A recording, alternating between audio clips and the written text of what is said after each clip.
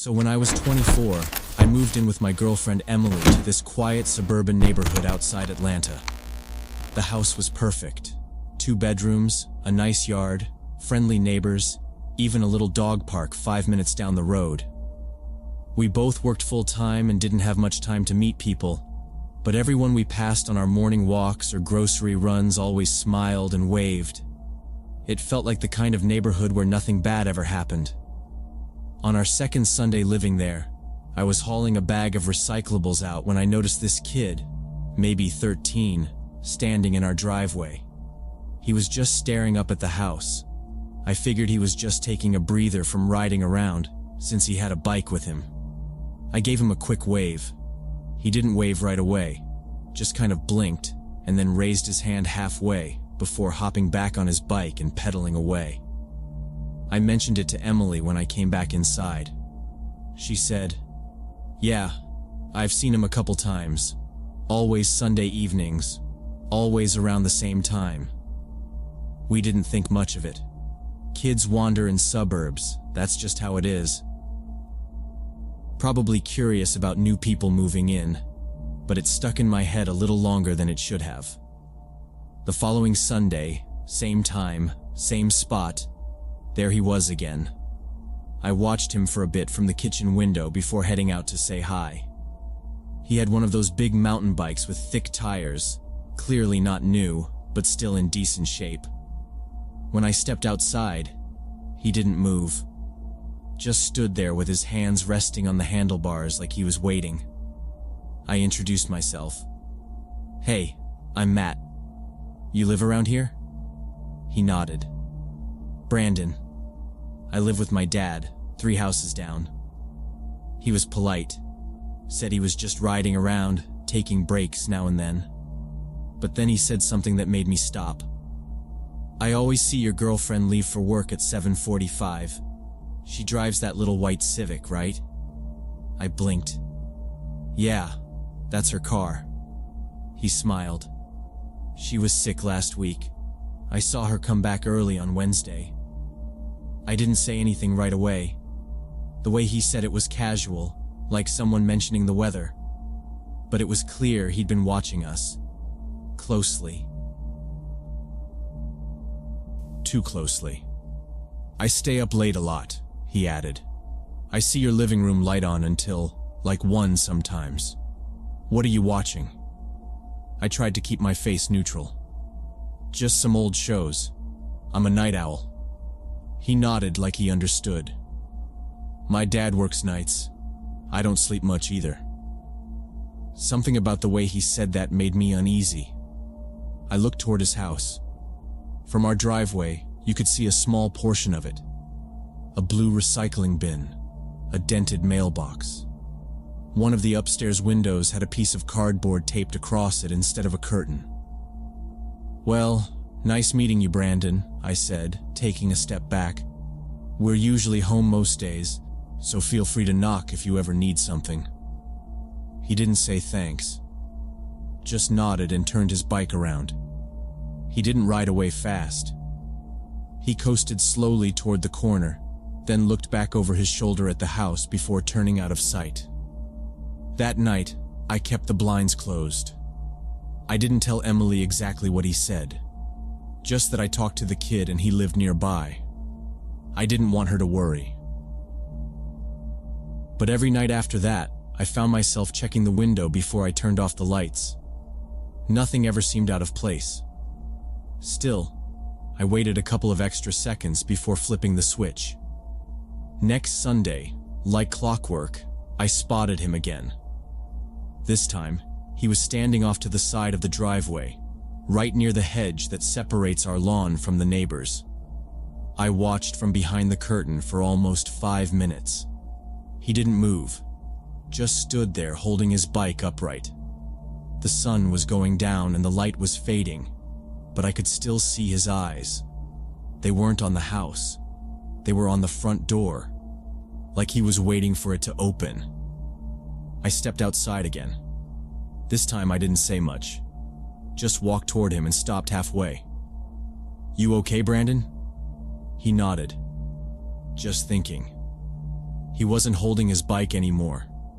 It was resting against his hip, one foot on the ground, both hands tucked into the sleeves of his hoodie. The weather had cooled down a bit, but not enough to really need a hoodie. "You should probably head home. It's getting late." He didn't move. "Do you leave the back window open sometimes? I think I heard music the other night." I felt my chest tighten. "We usually keep everything locked." He looked down at his handlebars.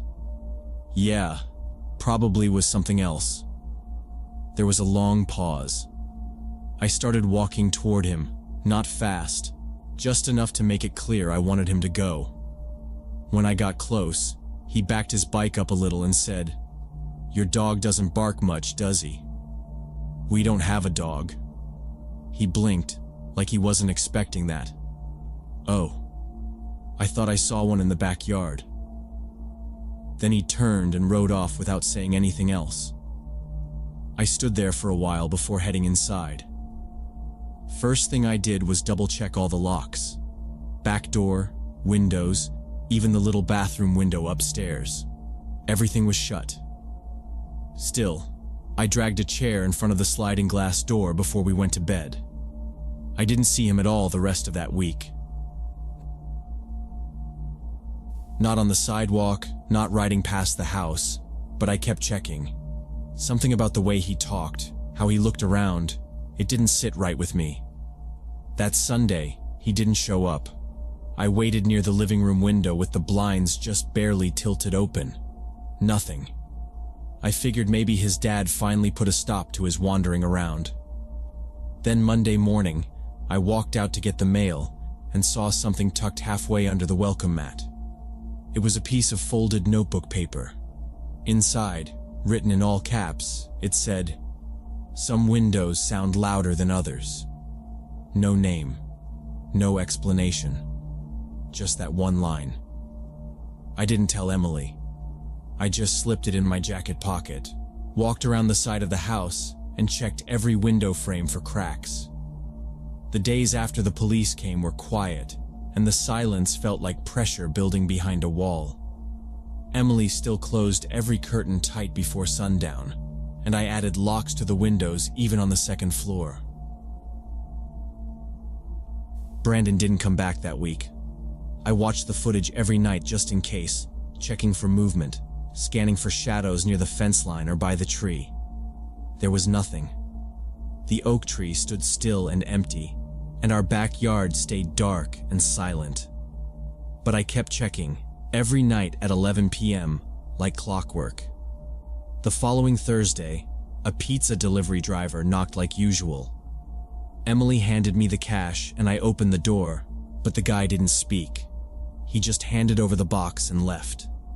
I closed the door, locked it, then noticed something tucked between the lid and the box. Another piece of folded notebook paper. No envelope, same handwriting, same ink. It said, "You think locks matter?" I dropped the box on the kitchen counter and didn't even realize my hands were shaking until Emily asked what was wrong. I didn't show her the note right away. I just said it was nothing. But later that night, I slid the paper into the drawer with the first one. I called the pizza place the next day. No one remembered Brandon placing an order or coming by. They said they hadn't seen him in weeks. I asked for the name of the guy who delivered it, and they said he'd been out sick. No one was scheduled for our street last night. That Saturday, I installed motion sensors along the backyard fence, wired directly to an alert on my phone. We had the camera system, but it only showed what happened after the fact. I wanted something that would tell me in real time. I didn't tell Emily everything. Just said I was being cautious. She agreed. Neither of us had slept properly in weeks. Then the motion alert came in at 3:12 a.m. I was already awake. I checked my phone and saw the red notification. Motion detected. Backyard south. I tapped it open and stared at the screen. The feed was blurry in the dark, but I could see someone crouched near the back fence, too low for the camera to catch their face. I got up quietly, walked to the kitchen, grabbed the baseball bat from behind the fridge, and slipped out the sliding door barefoot. The yard was cold and silent. I kept to the edge of the house, moving toward the fence slowly. No sound but my own breath. When I reached the tree, I stopped. I looked up. The branches were empty. But there, at the base of the trunk, I found something taped to the bark. Another piece of paper. I pulled it off and read it under the porch light. It said, "She looked right at me." I called the police again. They came quickly this time, 2 cruisers, quiet and serious. One of the officers took the note. Another searched the fence line. They didn't find anyone, but they confirmed the motion alert matched someone's presence. They said to keep the footage. I asked if there was any way to get a restraining order, and they said it could be tricky if Brandon hadn't returned to our property directly. His father had already hired an attorney.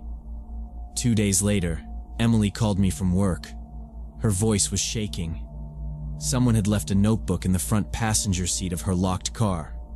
No broken glass, nothing stolen, just the notebook on the seat.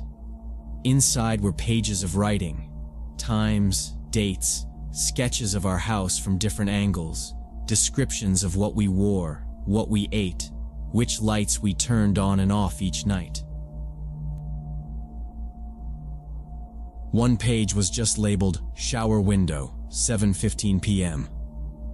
We handed the notebook over to the police. They sent it for fingerprinting. The officer told us later they found multiple prints. Most of them matched Brandon's from the previous incident. One set they hadn't seen before. Likely someone else helping him. The case shifted after that. It went from a concerned neighbor call to a full investigation. The officers asked us to press charges formally. We did. Brandon's father refused to cooperate, claimed the notebook was fabricated, claimed we were harassing his son. Then, less than a week later, they packed up and left. I saw the moving truck in the driveway one morning. No warning, no goodbyes.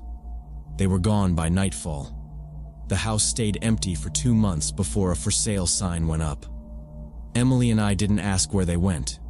We didn't want to know. The neighborhood settled down. No more notes. No more tree climbing. But every night before I go to sleep, I check the cameras. I check the windows. I check the base of that oak tree. I don't even know what I'm looking for anymore. A shadow. A shape. A glint of binoculars. Brandon might be gone, but what he didn't just fade out when he left. It stayed, like a stain on the inside of your walls that you can't scrub off. Some nights, I catch myself looking out into the dark yard for longer than I mean to, waiting, listening. And once or twice, I've thought I saw someone standing at the edge of the trees. But then the wind moves, and there's nothing there. Still, I keep watching, because now I know. Some curiosity isn't just dangerous. It doesn't stop. It just finds another angle, another way in.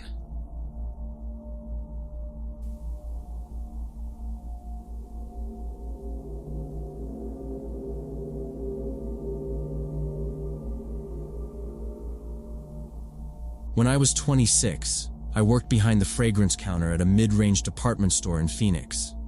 Pretty slow place. Not much happened most days except for the usual perfume samples and bored regulars who came in just to talk.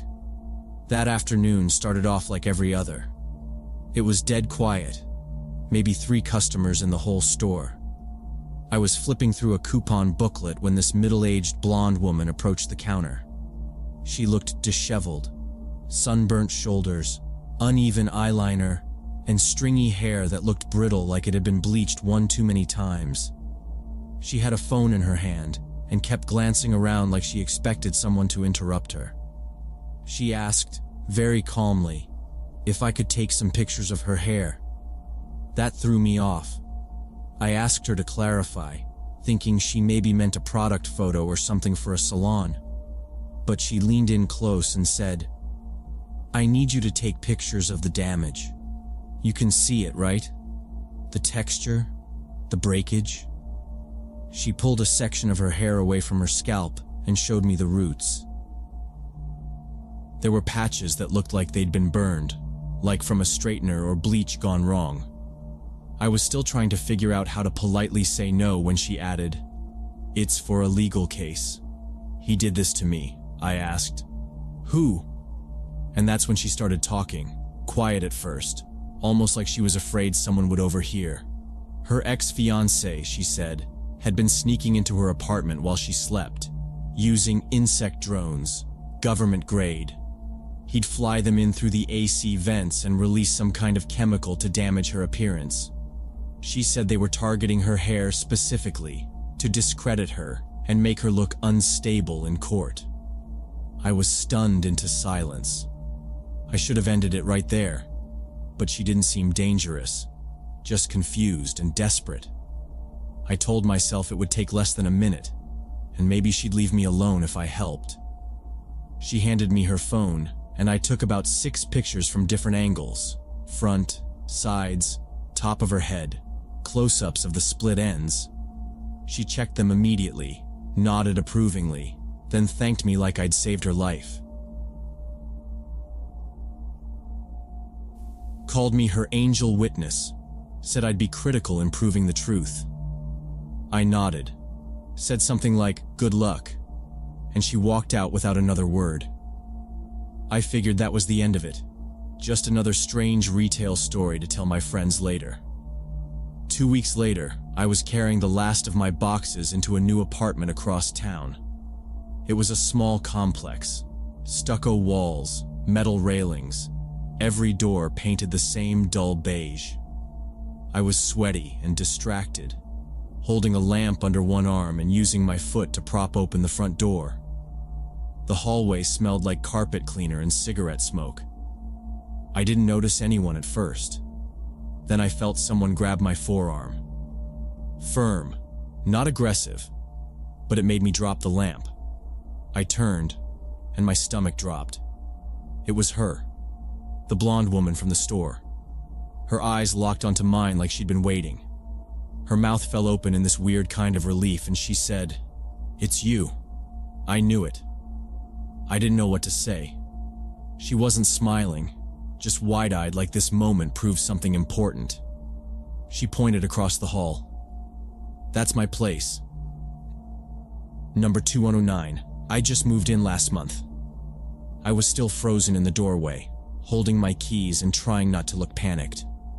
"I knew they'd try to keep us close," she said. "They do this. They arrange coincidences, so we can work together. They want you to keep helping. You have evidence now. You're part of it." I stepped back, not enough to be rude, just enough to make the gap feel bigger. She kept going like I hadn't moved. "What unit are you in?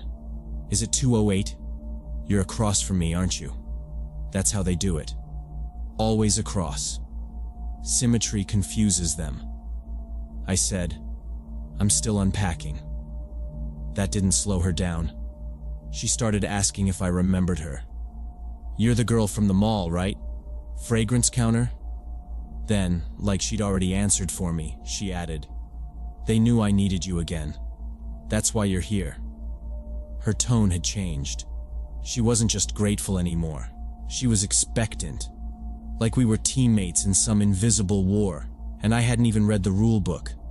I told her I had to finish moving, that I'd talk to her later. She nodded like we had a plan, then walked backward toward her door without turning around, still watching me. The second she shut her door, I locked mine. After the day she grabbed my arm in the hallway, things escalated quickly. Within a week, she was outside my door every morning and evening. I'd crack it open to leave for work, and she'd already be standing there in her robe and sandals, eyes bloodshot, hair damp with sweat. She'd grab my wrist the second I stepped out, like she'd been listening for the lock turning. Her grip was always too tight. She'd speak fast, never blinking, always whispering about new dangers. "They're using the conditioner now," she told me once, It's not even the chemicals. It's the scent. The scent is a tracker. It sticks to your lungs. Another time she said, "He's not just sending drones anymore. They've moved to satellites. I can hear them at night." That high-pitched tone. "You hear it too, don't you?" I'd try to pull away and say I had to leave, and she'd follow me to the stairs, still talking. If I took the elevator, she'd jam her arm between the doors to keep me inside. If I said nothing, she'd press harder, repeating her lines, watching my face like she was testing me. "You understand," she'd say. "You saw it too. You know what he's doing." Eventually, I started using the rear stairwell and parking on the street just to avoid her. That worked for 2 days. Then she caught on and started showing up at the back door too. I'd see her reflection in the glass as I approached, already waiting, already talking to herself until I got close. Every exit, every return home turned into a confrontation. It was like I lived in a box and she was sitting on every corner of it. Other people in the building started noticing. I overheard 2 girls in the laundry room talking about the smell from her apartment. "It's like rotten eggs and old litter," one of them said. "I think she's got animals in there." Maintenance came around the next week to ask if I'd seen her. I said yes, more than I wanted to. The guy lowered his voice and said they'd had reports of damage, leaks, bad odors, piles of trash near the door. He said they tried to inspect her unit after a pipe burst, but she'd blocked the entrance with furniture and screamed through the door for half an hour about digital assassins. A neighbor down the hall told me she had accused him of being part of a military experiment. Said he wore the same shoes every day so she'd memorize his walk. Another time, I saw her yelling at the UPS guy because he left a package outside her door. "It's poison!" she screamed, kicking it down the hall. "You think I don't know what's in there?" 2 police cars showed up that night. I listened through the wall as she screamed that her enemies were embedding microphones in her shampoo bottles. She didn't open the door. The cops left. Then came the night I found her waiting outside my door. It was around 9:30. I had just gotten off a long shift and all I wanted was a shower. But she was there, crouched by the hallway wall. I stopped the second I saw her. Her face was pale and shiny, and she was holding something in both hands. I thought it was a flashlight. Then I realized it was a knife. She stood up slow. No words at first, just breathing. Then she said, "I trusted you." Her voice cracked. "You were supposed to help me. You were supposed to be on my side." I backed away. My keys slipped from my hand. I didn't stop to pick them up. She stepped closer. "They got to you. You're feeding them now, aren't you? I saw you talking to the manager. You think I don't see everything?" I got the door open just in time, slammed it shut and locked the deadbolt. She started pounding, hard, over and over, the knife scraping against the door handle. "You don't understand what you've done.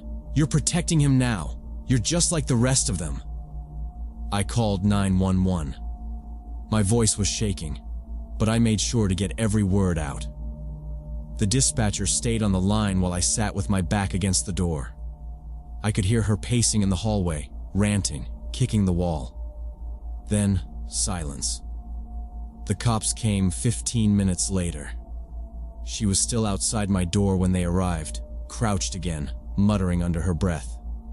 She didn't resist. They found out she had officially been evicted 3 days earlier. Notices taped to her door, ignored. She had refused to leave. Somehow, she had a master key. Maintenance later confirmed it had gone missing the week before. She'd been using it to go into other units when people weren't home. They found stolen mail, prescription bottles, even food wrappers from neighbors' fridges. Animal control removed 6 cats and 2 cages of birds from her apartment. Half the animals were sick. The unit was declared uninhabitable. She was charged with trespassing, harassment, unlawful entry, and animal cruelty. That was the last time I saw her. Later, I learned she had similar incidents at 3 other complexes before this one.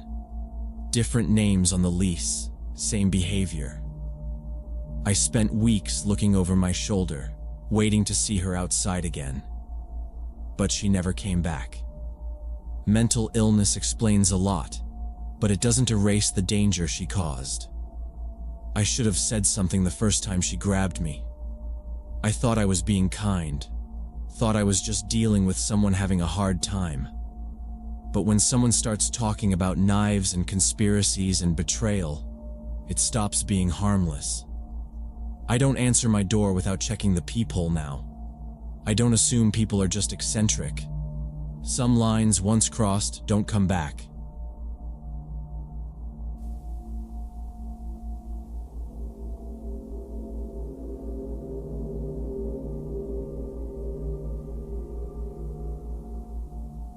It happened when I was 29 and working as a nurse in a tiny Nevada town with maybe 400 residents total. Everyone knew everyone, which usually felt safe and comfortable. I had just finished a long shift and was looking forward to a hot shower in my little rental house on Maple Street. It was a 1-story place, white paint peeling off the siding, creaky front steps, and a gravel driveway with weeds poking through. Nothing fancy, but it was mine, and it was quiet. I tossed my keys on the counter, kicked off my shoes, and left my scrubs in a pile by the bathroom door. The water took forever to heat up, like it always did, but the pressure was good. I let the steam fill the room while I stood under it, zoning out. After maybe 20 minutes, I got out, dried off, and headed into the bedroom to grab something clean to wear. As I stepped into the room, still dripping and wrapped in a towel, I saw a quick, low movement in the corner of my eye. At first, I thought it was my own shadow, but it moved the wrong direction. I froze. My bedroom window faced the side yard, and someone had just moved past it. Slow, hunched down, like they didn't want to be seen. I dropped to the floor, crawled to the window, and pulled the curtain aside just a crack. Tom, my next-door neighbor, crouched beneath the window like a damn cat, frozen mid-step, looking right at the siding but angled as if he'd been trying to peer in. My heart pounded so loud I could barely hear. I scrambled to grab my robe, shoved it on, and ran out the front door, yelling his name. He was already walking back to his place next door, arms swinging casually like he'd just come back from the mailbox. When I shouted again, he turned around and raised his eyebrows, like he didn't have a clue what I was talking about. "Hey there," he said, like nothing had happened. "You all right?"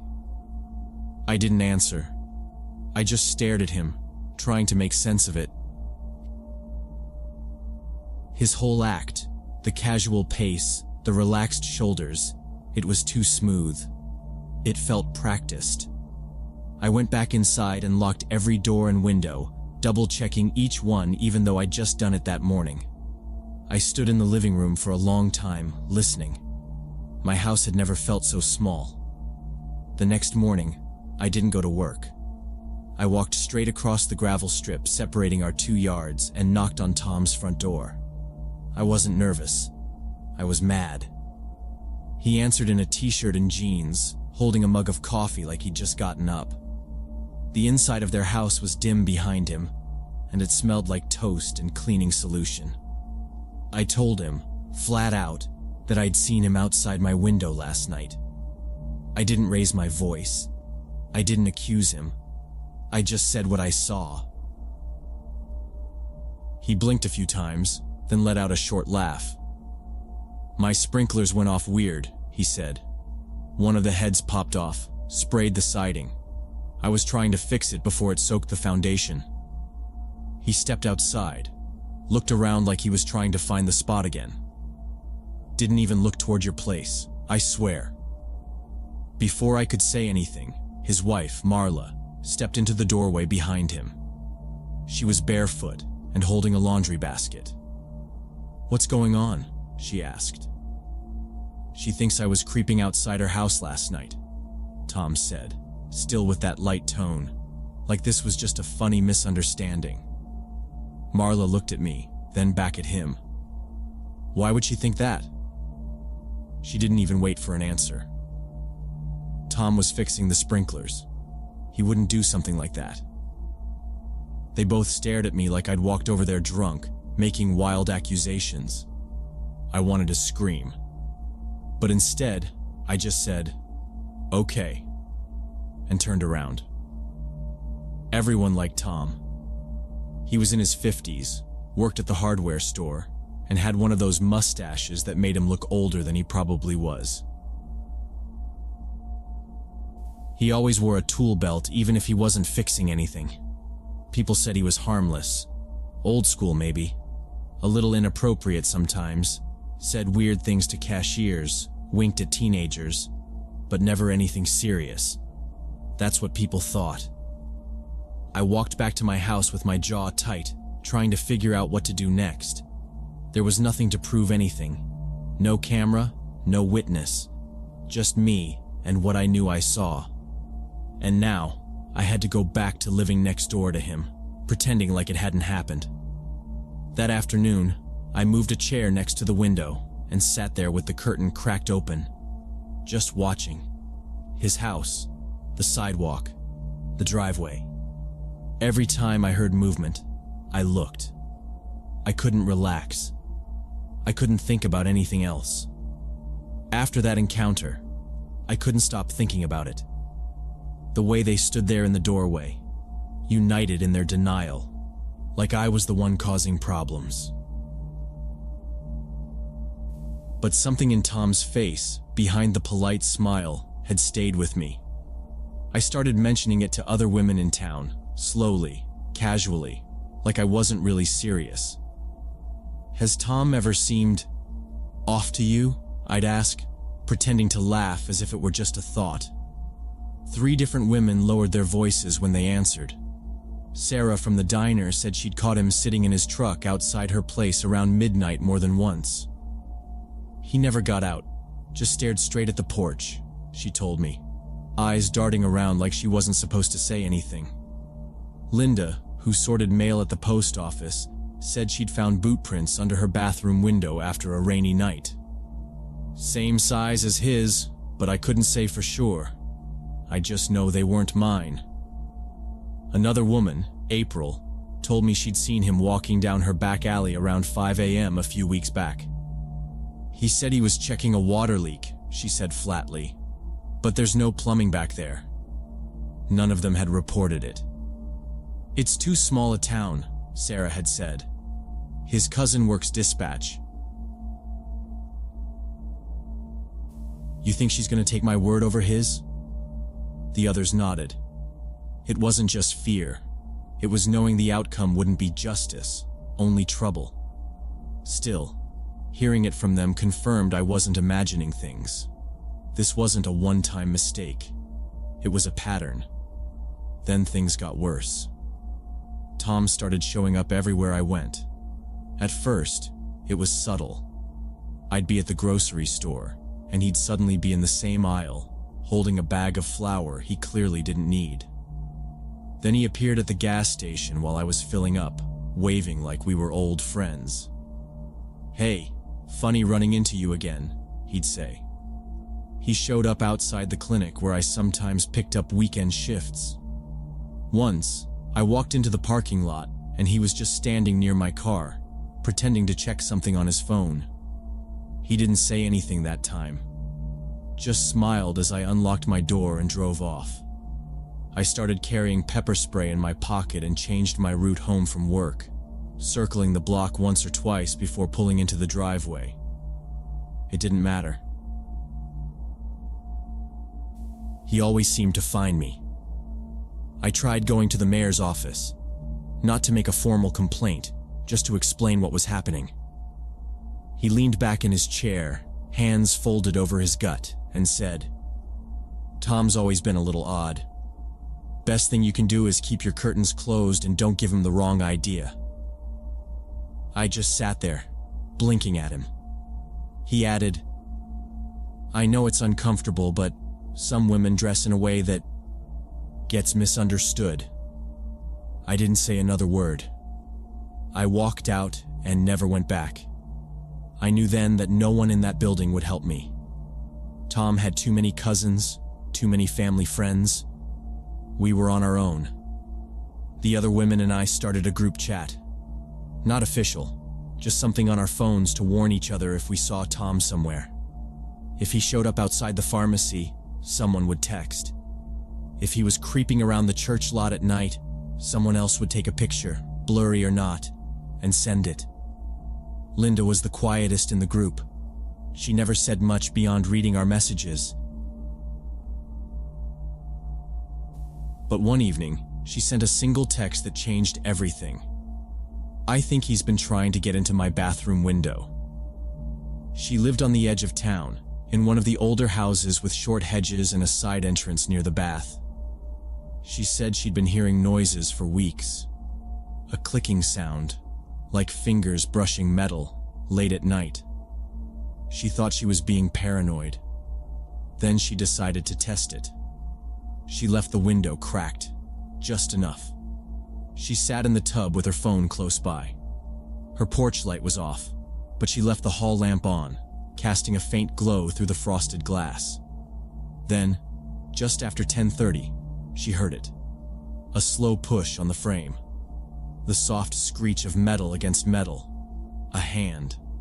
She screamed loud enough that neighbors 2 houses down heard her. Then she dialed 911. She didn't wait. She got out, dripping, barefoot, grabbed the towel, and ran out the front door. The sheriff's deputy who responded wasn't Tom's cousin. It was a guy from another county, filling in for the week. That's why this time, something actually happened. Tom was found hiding in her backyard, crouched behind a row of garbage cans. He had gloves on. His pockets held a pocket knife, a flashlight, and a roll of duct tape. He said he was just checking a noise. They arrested him right there. In the days that followed, more women came forward. 5 more, all with stories too similar to ignore. Stories of him sneaking around homes, following them to their cars, calling them late at night from blocked numbers. One had even found his fingerprints on her sliding glass door, but never reported it because she didn't think it would matter. It mattered now. He took a plea deal. 2 years in state prison, mandatory counseling, and a restraining order for every woman who had reported him. The town quieted down after that. No one mentioned him in public. His wife moved away.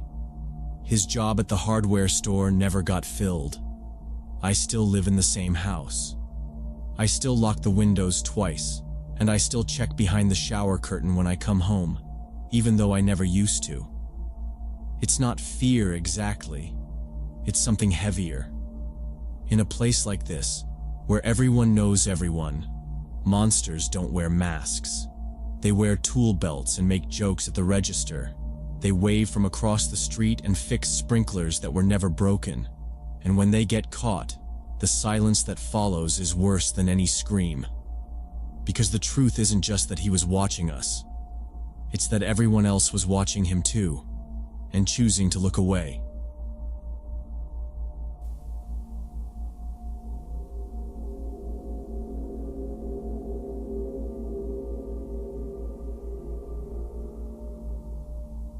When I was 15, my mom Diana started dating Richard, who she met on Match.com in 2007.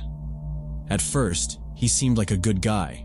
Nice shirts, shaved face. He always brought flowers when he came over. He complimented her on everything, even her shoes, which no one ever noticed. He took us to this overpriced Italian place downtown once, and for a second, I thought maybe we'd all lucked out. She was smiling more than usual, curling her hair again. It looked good on her. But pretty quickly, things started changing. It was small stuff at first. He'd tell her things like, "Your sister always talks down to you," or, "I don't think your friends really want what's best for you." He said it in this quiet way, almost like he was trying to help. She stopped meeting up for brunch with her co-workers, then skipped a birthday dinner for her niece. He always had a reason. He wanted to surprise her with a hike or a concert. It sounded sweet, but it happened every time there was a family event. Within a few months, she wasn't answering calls from her sisters as much, and she hadn't talked to her best friend since New Year's.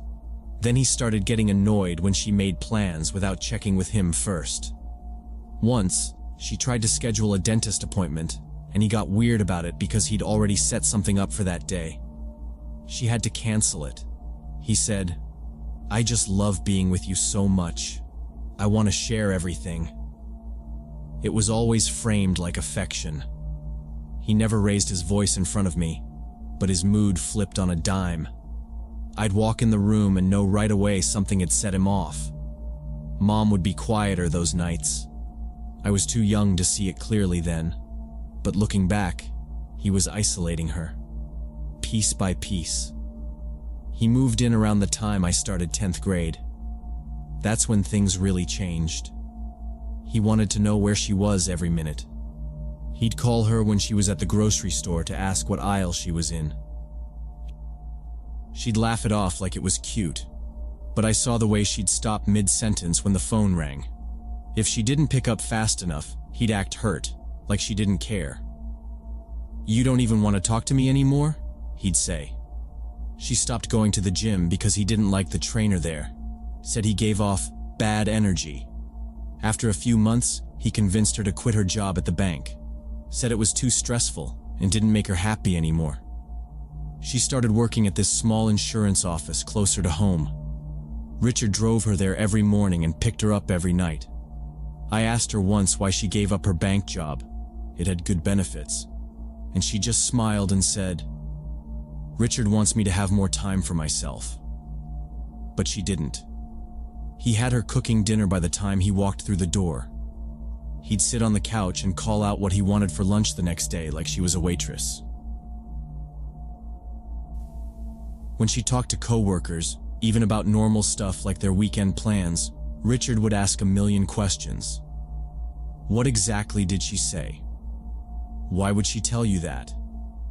It got to the point where she stopped mentioning people from work at all. One night I heard them arguing in their bedroom. Something about a guy at the office offering her a ride home when it rained. She said no to the ride, but it didn't matter. Richard punched a hole in the closet door. He never hit her. Not once. But it didn't have to get to that point. He punched walls. He threw things. He shattered a plate once because dinner wasn't warm enough. Then he cleaned it up before I even came downstairs. Said he tripped and dropped it. The next day, he brought her roses and took her out to dinner. Mom told me he was just stressed from work and didn't mean it. She made excuses like that every time. He's got a lot on his plate right now. He didn't sleep well. He's not usually like this. I tried to talk to her once, tell her that the house felt wrong, like I had to walk on eggshells. She got defensive. Told me I didn't understand adult relationships, that sometimes people argue, and that didn't mean they weren't in love. I didn't push back. I was still a kid. But after that, I kept my distance. I stayed late at school, hung out at the library after hours. Anything to avoid being home. That Christmas, she didn't call her family at all. Richard said he wanted a quiet holiday. Just the three of us. We didn't put up decorations. He said it was a waste of money. I remember sitting at the table with dry turkey and no music playing. The blinds shut even though it was sunny outside. He said natural light gave him headaches. Mom just nodded along. By spring, the walls in the hallway were patched up and painted, like nothing had happened. But I'd seen the dent near the kitchen doorway. He'd thrown a chair once. I don't even remember why. Probably something small. He always said sorry after. Always promised he was working on it. And Mom would nod and tell me he was trying. But nothing changed. The physical violence started in 2009, right before I left for college. I was 17. It was late spring. I came home after spending the afternoon at my friend Sasha's, and I knew something was wrong the second I walked through the door. The lights were on, but the house was too quiet. No TV, no dishes in the sink, nothing cooking. Then I saw her in the kitchen, on the floor, leaning against the cabinet with her head tilted weird. There were marks on her neck, dark, uneven bruises, and her blouse was ripped at the collar. Richard came out of the hallway like nothing was wrong. He smiled at me and said, "Hey kiddo, you hungry?" Like he hadn't just tried to kill someone 10 minutes earlier. I told him to get away from me and locked myself in my room while I called 911. I didn't even check if she was breathing until I was already on the phone. I was shaking too bad. The cops came fast. Richard didn't fight them, just stood there with his hands out like it was some kind of joke. Mom was taken to the hospital. She had a concussion and bruising all over her throat. They said if I had come home even 30 minutes later, it might have ended differently. That scared me more than anything. She finally filed for a restraining order, but she wouldn't press charges. "He promised to get help," she said from her hospital bed. "He swore it won't happen again. He just snapped." I begged her to come with me when I left for college. Told her she could start over, even just stay with Aunt Lynn for a while. She said no. She said the court order was enough and that Richard would back off. "He's basically a good person," she said. "He just lost control. He knows he can't come near me now." I didn't believe that. But I was 17, and she was the adult. She told me to focus on school and not worry about her. So I left. I tried to stay connected. We called a few times a week, and I visited when I could. At first, she seemed okay. She changed the locks, got a different phone number. She started going to yoga again and told me she was thinking about taking a night class. But then the phone calls got shorter. I'd ask how she was, and she'd say, "Fine, just busy." She never said Richard's name, but I didn't need her to. I knew he was still around. He started slow, leaving notes on her windshield, blank envelopes in the mailbox. She found a bracelet he gave her once placed on her porch railing, like he was showing he could get close anytime he wanted. He never left anything directly threatening, never said anything out loud in front of witnesses. But he was there, watching. She told the police, showed them the notes, described the phone calls where he wouldn't say anything, just breathe and hang up. They told her it wasn't enough. No direct threats, no confrontation. They said unless he made a move, their hands were tied. I begged her again, go to another city, at least get a security escort to her car. She said no. "I'm not letting him control my life.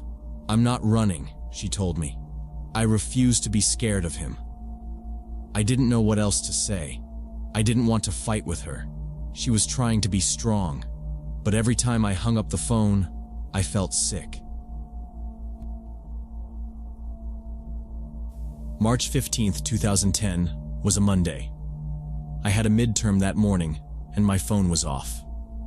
When I turned it back on after class, there were 4 missed calls from Aunt Lynn and 1 from an unknown number. I didn't even get halfway through the first voicemail before I dropped the phone. He waited in the parking garage at her office. She worked on the 3rd floor, and her shift ended at 5:30.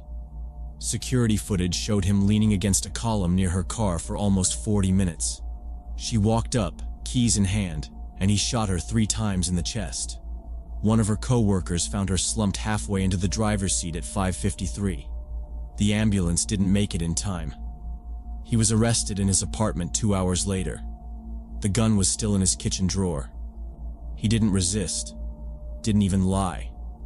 Just told them, "She wouldn't come back to me." The trial took almost a year. I sat in that courtroom and listened to the prosecutor list all the past restraining orders Richard had against him. 2 previous girlfriends. One filed a police report after he broke her arm. Another had moved across the state. Both of them had stories that sounded like carbon copies of ours. Love, isolation, control, threats, escalation. None of them had been believed fast enough. Just like my mom. He was sentenced to life without parole. I sat through every minute of that hearing, but it didn't feel like justice. It felt like too little, too late. None of it brought her back. None of it stopped the fact that I'd seen it coming and couldn't stop it. I keep thinking about how she said she could handle it, that she didn't want to be afraid. But love makes people underestimate danger. It makes you want to believe the best about someone even when all the evidence is screaming not to. She didn't want to run. She wanted to be brave. And the system let her believe that bravery was enough. If I could go back, I'd drag her out of that house myself. I wouldn't have listened when she said she was fine. I wouldn't have backed down just because she told me to.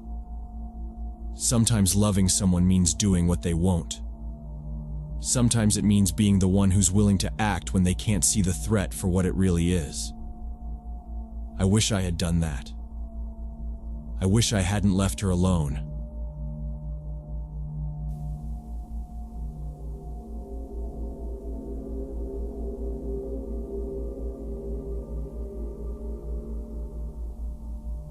So when I was 19 and in my second year of college, I had this routine of taking the city bus from my dorm to the main campus. The bus stop was right outside the psychology building, usually busy with other students. That Tuesday afternoon in October, I was running late for my statistics class and checking my phone when I noticed her. She was maybe in her 40s, clearly homeless, wearing multiple layers of clothing that didn't match the mild weather. Her coat was one of those heavy army surplus types, even though it was barely 60 degrees. Her pants were baggy and stained, and she had a scarf wrapped around her head, tied in a way that didn't look intentional. Her mouth looked infected, with visible sores around her lips, like she had open cold sores or something worse. She kept pacing back and forth near the bench, muttering something I couldn't make out. What struck me as odd was how she kept digging around in this oversized canvas bag she was carrying. She'd stop pacing to crouch beside it, rummage for a bit, pull something out, glance at it, then shove it back in, only to repeat the whole process again. I assumed maybe she was just really out of it, but it made me uncomfortable enough to put my phone away and stay more alert. At first, I tried to ignore her, figuring she was just another person dealing with mental health issues. The bus was running late according to the app, so I had at least 10 more minutes to wait. She gradually moved closer to where I was standing, still talking to herself in this low, raspy voice. I caught fragments like, "They don't understand," and "have to show them." Her voice didn't raise above a mumble, but the words she was saying stuck with me. Her movements became more agitated, and she started looking directly at me instead of staring off into space. When she was about 3 feet away, I could smell her unwashed clothes and see that her hands were shaking. Her fingers were filthy, nails cracked and yellowed, and she kept rubbing them together like she was grinding something invisible between them.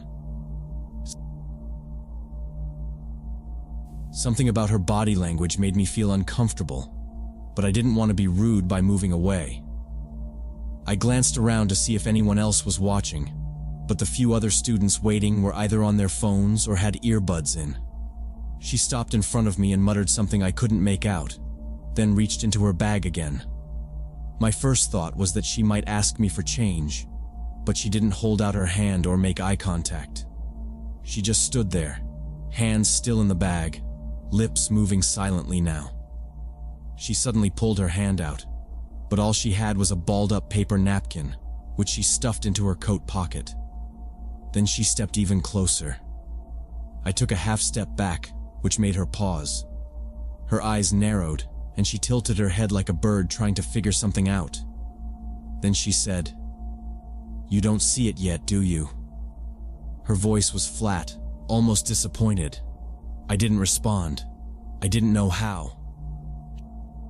She looked down at her bag again, fingers twitching, like she was preparing for something. It wasn't normal, not the way she was acting. I felt this pulse of cold go through my chest. I took another step back, subtly. Tried to make it look casual. She looked up again and gave me a weird smile, thin-lipped, with teeth clenched, and then turned sharply, walking away just a few paces before circling back to the bench. But she didn't sit down. She stayed standing, fidgeting with the straps of her bag now, like she was tightening them or checking for something inside. The app said the bus was 5 minutes out, but it felt like forever. I kept my eyes on her. She wasn't pacing anymore. She was just standing there, shoulders hunched, muttering to herself with one hand clutched around the strap of her bag and the other twitching near her side. I noticed that her eyes weren't blinking. She was staring at the sidewalk, mumbling the same phrases over and over. They don't listen. They don't see. They don't listen. I looked around again. No campus security. Nobody nearby seemed to notice anything wrong. I thought about crossing the street to another stop, but I didn't want to make a scene, and I was already late. Then she walked away from the bench again, heading straight toward me like she'd decided something. This time her hand was still deep inside her bag. My stomach tightened, and I instinctively took a full step back, bumping into the metal bus sign. She stopped about 2 feet away. "They'll see it when it's too late," she said. Her eyes locked onto mine now. They were bloodshot, rimmed red, and her pupils looked too big, like she was on something or hadn't slept in days. My throat was dry. I started to speak, but she reached into her coat with her free hand and pulled out another napkin, same as before, pressing it to her face and sniffing into it. She turned again and walked slowly back to her spot by the bench. I kept my back to the signpost and didn't move. A minute later, I saw the bus approaching from the corner. I remember the wave of relief washing over me as it pulled up. I didn't even wait for the people to finish getting off. I stepped forward quickly, swiping my card without looking back. I walked to the middle of the bus, sat near the window, and kept my backpack in my lap. I looked outside as the doors closed. The woman was standing exactly where I'd been, just standing there, staring at the bus. Not at me, just staring forward, still muttering. The bus pulled away slowly. I didn't breathe until we turned the corner. She stopped pacing and positioned herself right in front of me, still rummaging through her bag with increasing urgency. Her muttering got louder and more focused, like she was having an argument with someone I couldn't see. Her voice cracked, harsh and ragged, words spilling out too fast and sharp to catch clearly. Something about proof and they'll regret it. I put my headphones in, hoping she'd take the hint and leave me alone. Instead, she stepped even closer, standing almost toe-to-toe with me, and started speaking directly at me. Her breath was hot and sour, words slurred, tangled together in a way that made no sense. I couldn't even tell if she was angry or pleading. Being raised to be polite, I pulled out one earbud and said, "I'm sorry. Could you repeat that?" The moment I engaged with her, something in her demeanor shifted. Her eyes, which had been darting all over, suddenly locked onto mine. Her body stilled. No more muttering, no more rummaging. Her shoulders straightened and her hands froze inside the bag. For the first time, she looked lucid, almost too lucid. I noticed her jaw tighten as if she'd made a decision. The hand inside the bag moved slightly, slower now, like she was gripping something specific. She reached into the bag one final time and slowly pulled out what looked like a piece of sharpened metal, maybe 6 inches long. It was rusted and uneven, but the edge looked deliberate. Someone had taken time to file it down. The handle was wrapped in electrical tape, black and cracked with age. It looked like it had been hidden in that bag for a long time, waiting. My heart started pounding, but I tried not to show it. She kept it low, tucked under her coat, angled toward me. Her free hand trembled as she adjusted her grip. I realized this wasn't just some unstable encounter anymore. This was a threat. A direct one. She had chosen me for whatever reason, and now it felt like the whole world had narrowed to the space between us. I tried to keep my voice steady. "What do you need?" I asked. She didn't blink. Instead of answering, she took a sudden, jerky step forward and thrust the weapon toward my neck. My reflexes kicked in before my brain did. I twisted sideways and swung my backpack up with both arms, the corner of it hitting her wrist as hard as I could manage.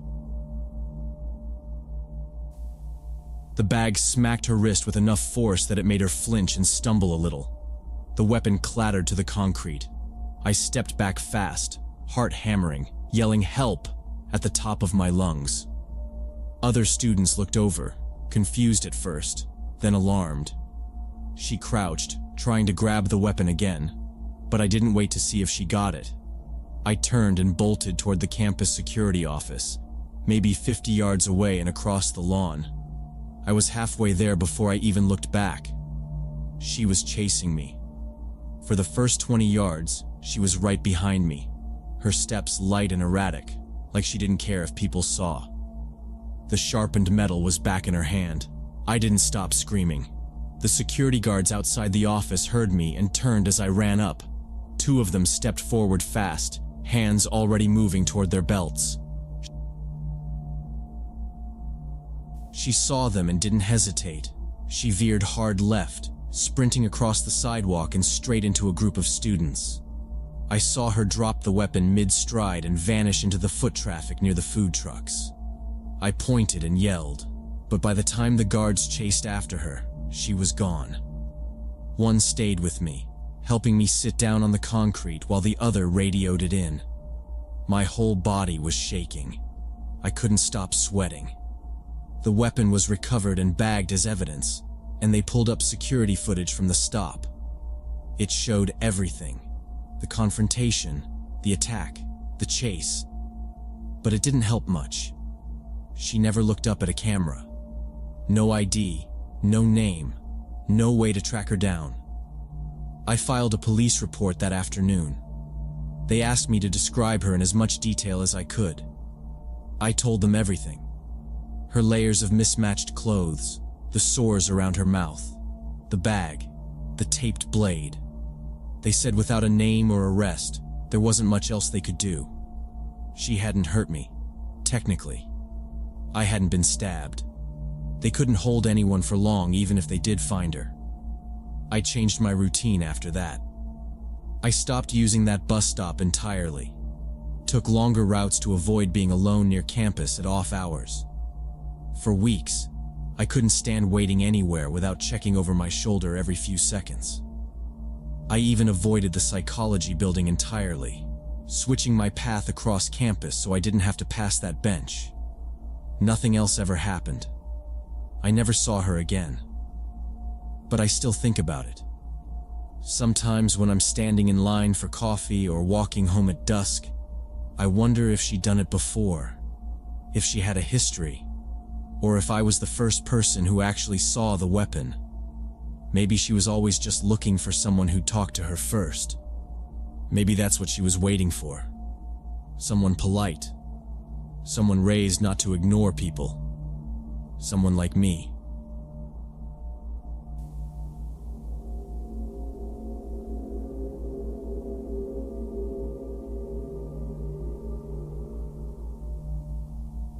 When I was in my early 30s, my husband and I hired Maria Contreras as our housekeeper.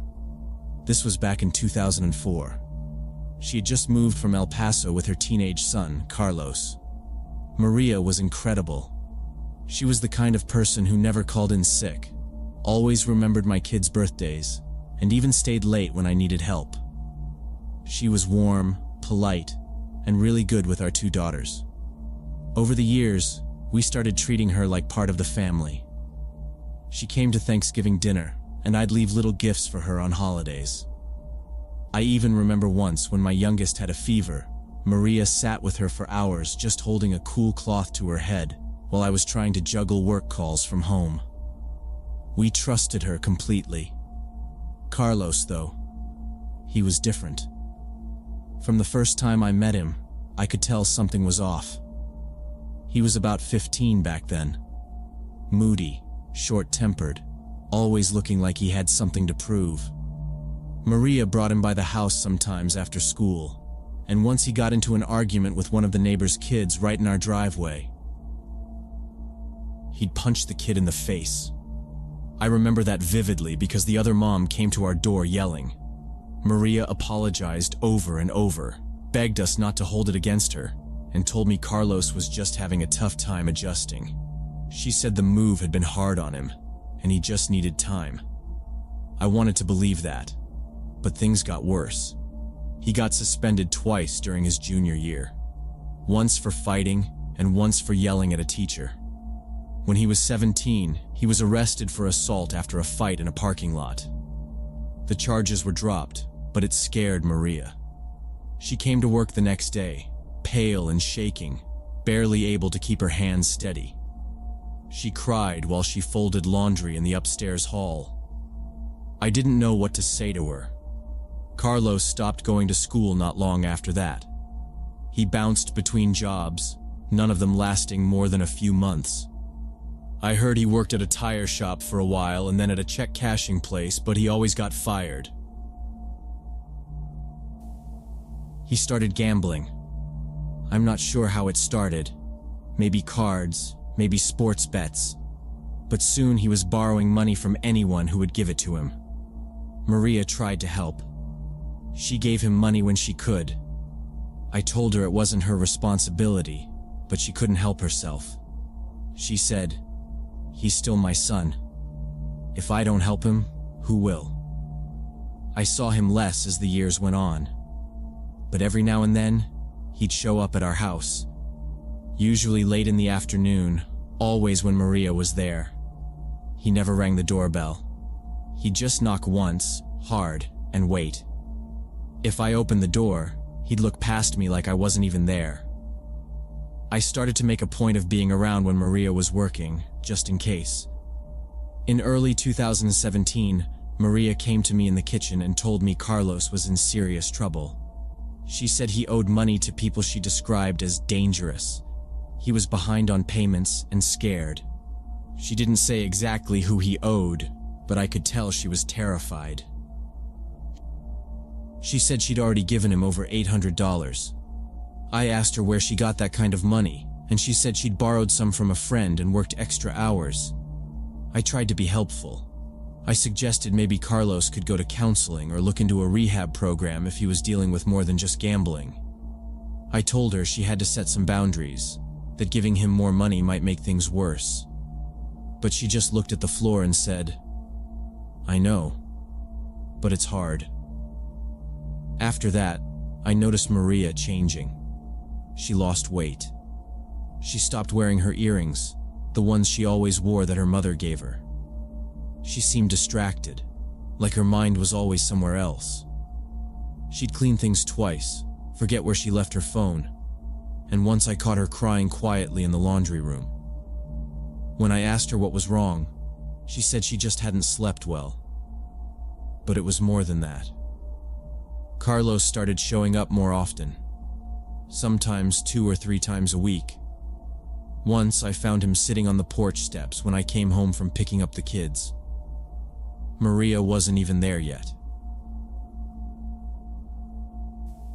He didn't say anything, just stood up and walked down the driveway.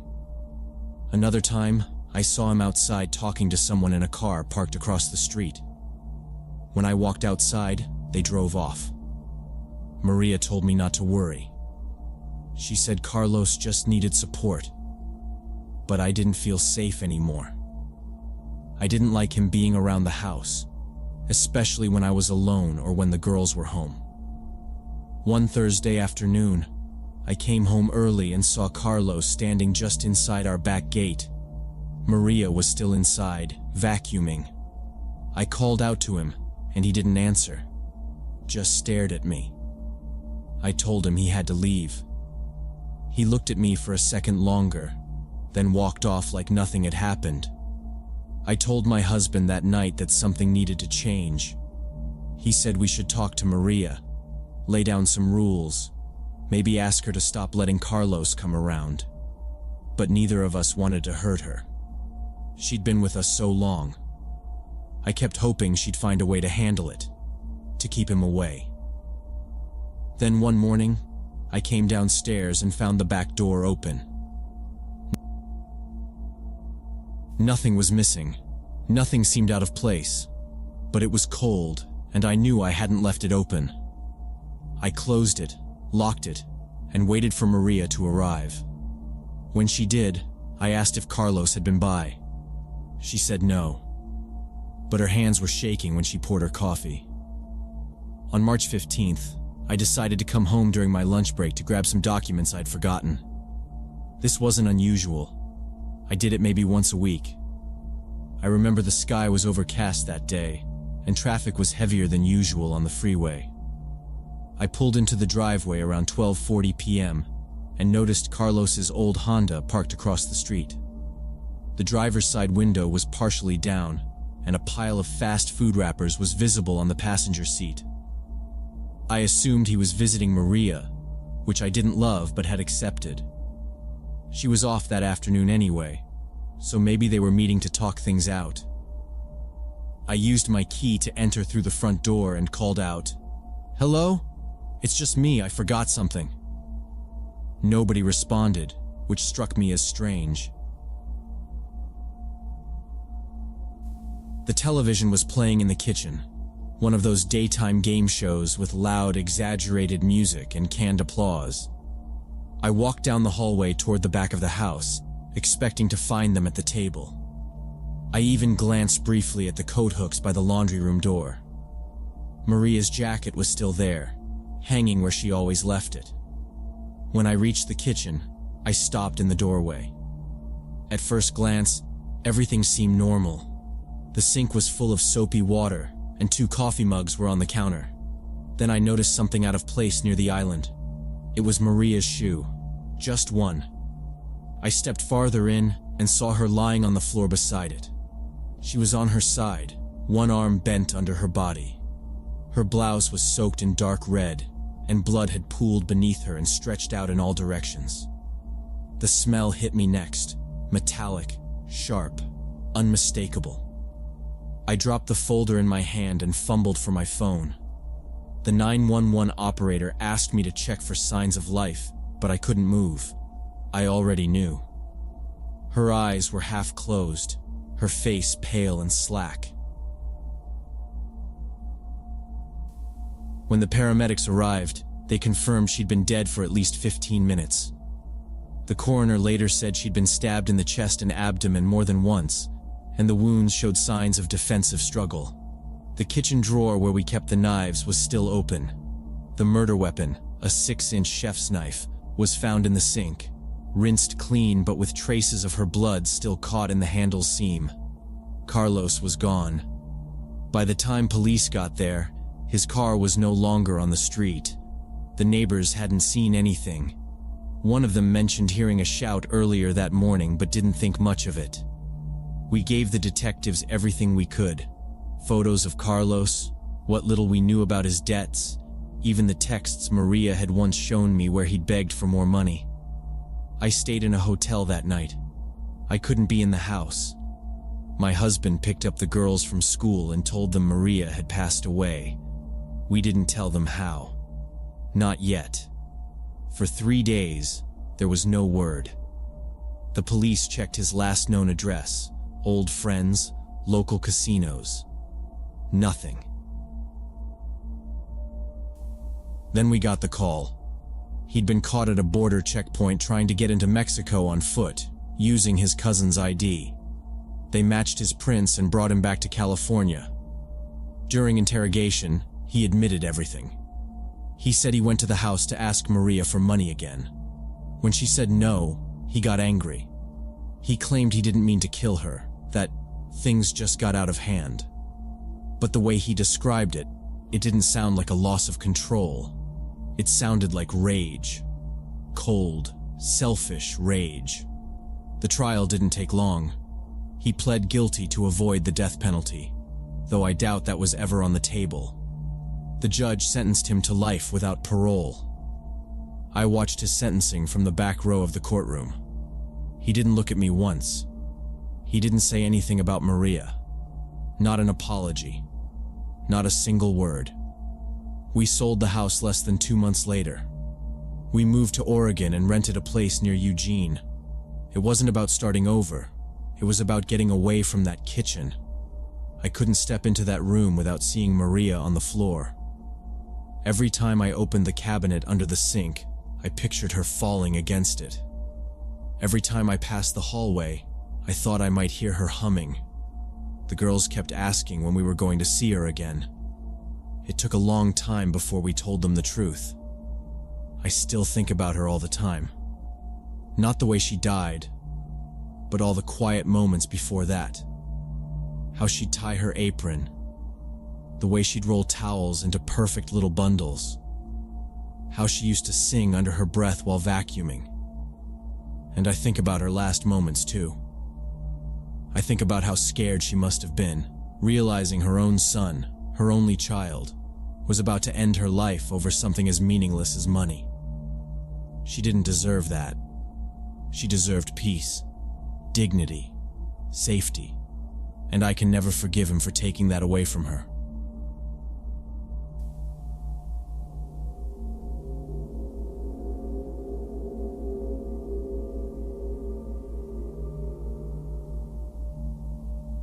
So last year I got hired as a veterinary technician at this older clinic in suburban Atlanta. During my interview, the office manager mentioned that the building was from the 1970s and had some quirks. Old pipes that made noise, electrical issues, and a basement that smelled weird sometimes. I didn't think much of it since I needed the job and the pay was decent. The first month went smoothly, working mostly with the upstairs examination rooms and surgery prep. The other techs were friendly, and the veterinarian seemed competent. It wasn't a big clinic, just a main hallway with 4 exam rooms, a small surgical suite, an office, and then the basement where we stored older files, bulk meds, and unused equipment. About 4 weeks in, I was working late to finish inventory, when I heard what sounded like someone typing on a keyboard coming from the consultation room next door. I figured maybe one of the vets had come back in for something, but when I stepped into the room, it was completely dark. The keyboard was still, the computer powered off. I stood there for a second, confused. The sound had stopped the moment I opened the door. I flicked on the light, glanced around, nothing seemed out of place. I told myself maybe I was hearing the pipes. They hiss and rattle sometimes when the water heater kicks on. Still, it had sounded exactly like typing. Over the next few weeks, other strange things started happening. I'd be in the supply room and hear footsteps in the hallway, but when I peeked out, no one was there. One morning, I opened the clinic and found the back exam room door wide open, even though I knew I had closed and locked it the night before. Another time, I heard someone say, "Hey," in the break room, but when I went in, it was empty. The first time I mentioned it, one of the vet assistants laughed and said, "Oh yeah, this building makes all kinds of noises. You just get used to it." She said the heating system and plumbing were rooted weird, and sometimes it made normal sounds come from unexpected places. Like it could sound like it was upstairs when it was really down in the basement. Other staff had similar stories. Nothing dramatic, just little moments that didn't quite make sense. I tried not to let it get to me. I had a job to do, and the work was busy enough that I could mostly ignore the odd stuff. But I did start making sure I left before closing if I could help it. I didn't want to be the last one there. One Friday evening, I had to stay after hours again to help prep a surgery for the morning. The vet had asked me to get a specific anesthetic from the locked cabinet in the basement storage. I really didn't like going down there alone. It smelled damp, and the lights buzzed faintly like they were about to die. But I went down anyway, flipping the switch and stepping onto the concrete steps. The air felt colder than usual.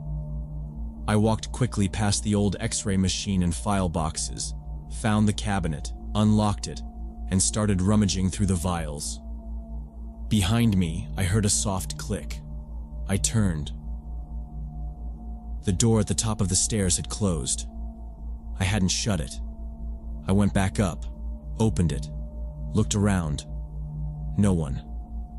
I locked it open this time with the hook on the wall just to be sure. When I got back down, I was more focused on getting out than finding the exact lot number the vet had requested. I grabbed the vial I needed and left the rest for later. That was the first time I felt something wasn't just quirks of an old building. From then on, I made excuses whenever something needed to be fetched from the basement. If no one else was available, I'd wait until the next morning when there were more people around. But then, one Wednesday, I was the only tech scheduled for closing. The afternoon had run long, a surgery went over, and the vet needed post-op notes entered into the system. She asked if I could stay 30 minutes and upload the photos and data from the procedure. I said yes, and figured I'd be done by 6. Everyone else left by 5:30. At 5:52 p.m., I was typing into the patient record at the main computer in the reception area when I heard it again. Typing. Rapid, almost frantic, from the consultation room behind me. Same exact rhythm I heard the first time. I stood up, didn't move right away. I waited to see if it would stop. It didn't. I walked to the doorway, pushed it open slowly. The room was dark again, the computer still off. But this time, the keyboard was angled oddly on the desk, like it had been moved. I didn't go inside. I stepped back and turned off the lights in reception. I didn't bother logging out of the system. I grabbed my bag and left, locking the front door behind me. I stood in the parking lot for a second and looked back through the glass. It was quiet. Everything still. I didn't say anything about it the next day. I finished the post-op records that morning before anyone asked. After that, I made a habit of staying busy in the lab or kennel area if I had to be there late. I avoided the offices and consultation room if I was alone. I stopped offering to help with inventory or drug counts that weren't urgent, and I never went down to the basement unless 2 other people were nearby. The other staff didn't press me about it. I think they noticed I'd changed my routine. Maybe they'd done the same once. The real problem started about a month ago when I had to use the basement for the first time. That's where the employee lockers were located, along with storage for old equipment and files. The basement always smelled strongly of disinfectant and had poor air circulation despite having a ventilation fan. It was cold in an unpleasant way. Not cool like air conditioning, just stale and slightly damp. The first time I went down there, I noticed my eyes started burning a little after just a few minutes. I thought maybe it was the cleaning chemicals. I grabbed my things and got out quickly. The second trip down was a few days later when I needed to get some old surgery forms. While I was looking through the cabinets, I thought I saw something move near the far shelf, just in the corner of my eye. I assumed it was my imagination.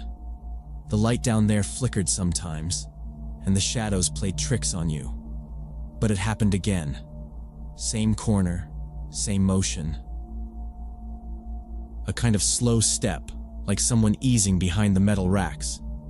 This time I turned and walked the full length of the aisle to check, calling out softly, "Hello? Anyone down here?" No answer. I waited, listening for footsteps, breathing, anything. It was completely silent. I left fast, didn't even take the files with me. That night I lay in bed thinking about the basement. I told myself it was just a trick of the light or the air circulation moving boxes. I even tried to convince myself it was a coworker messing with me. But by the third time it happened, I stopped pretending. It was a Saturday afternoon. I was alone in the clinic catching up on inventory when I had to get my jacket from my locker. I really didn't want to go down there.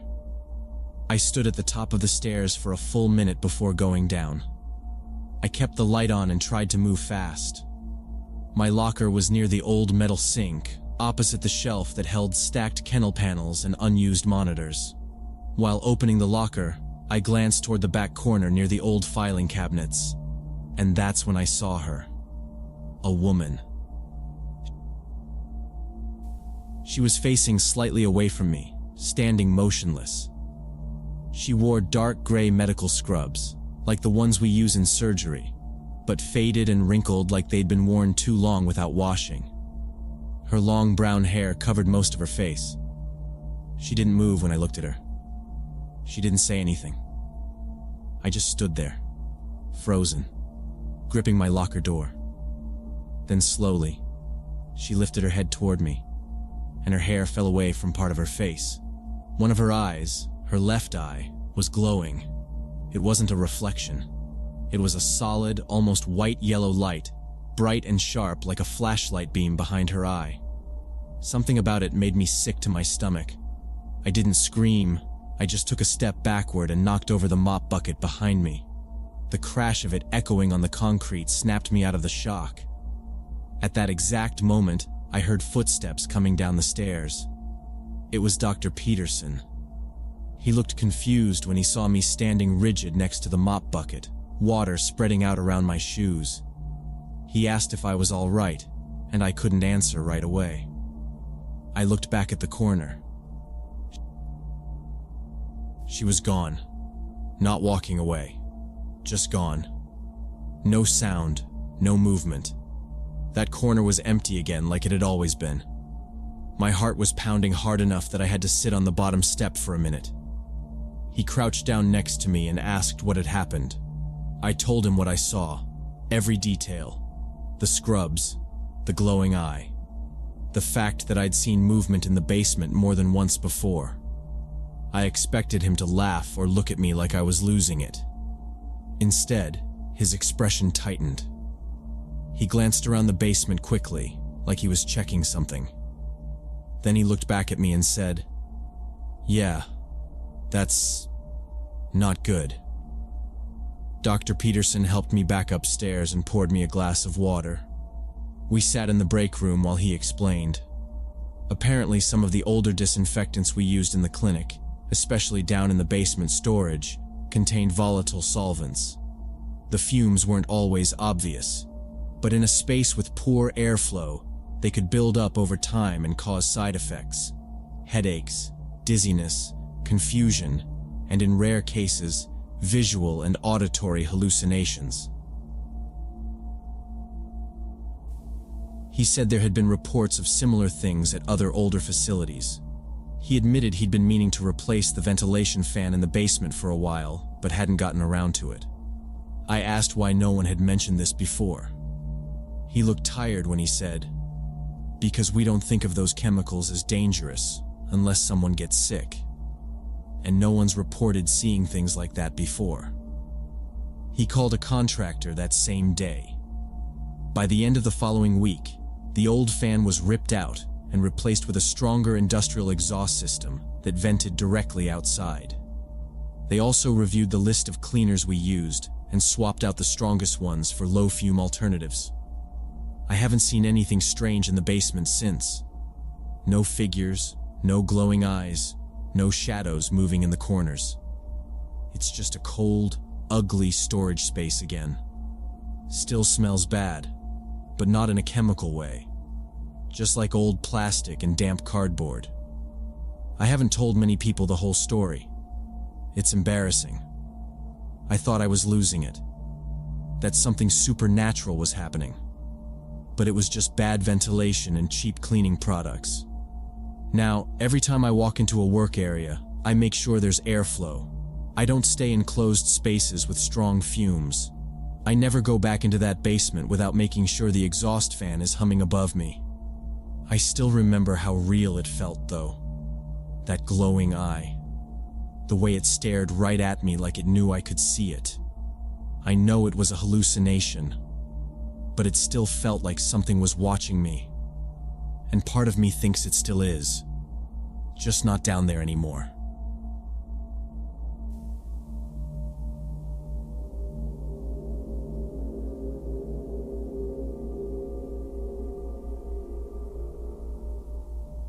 It was our second day in Breckenridge. Dad wanted to hit a few black diamond runs that were way above our skill level.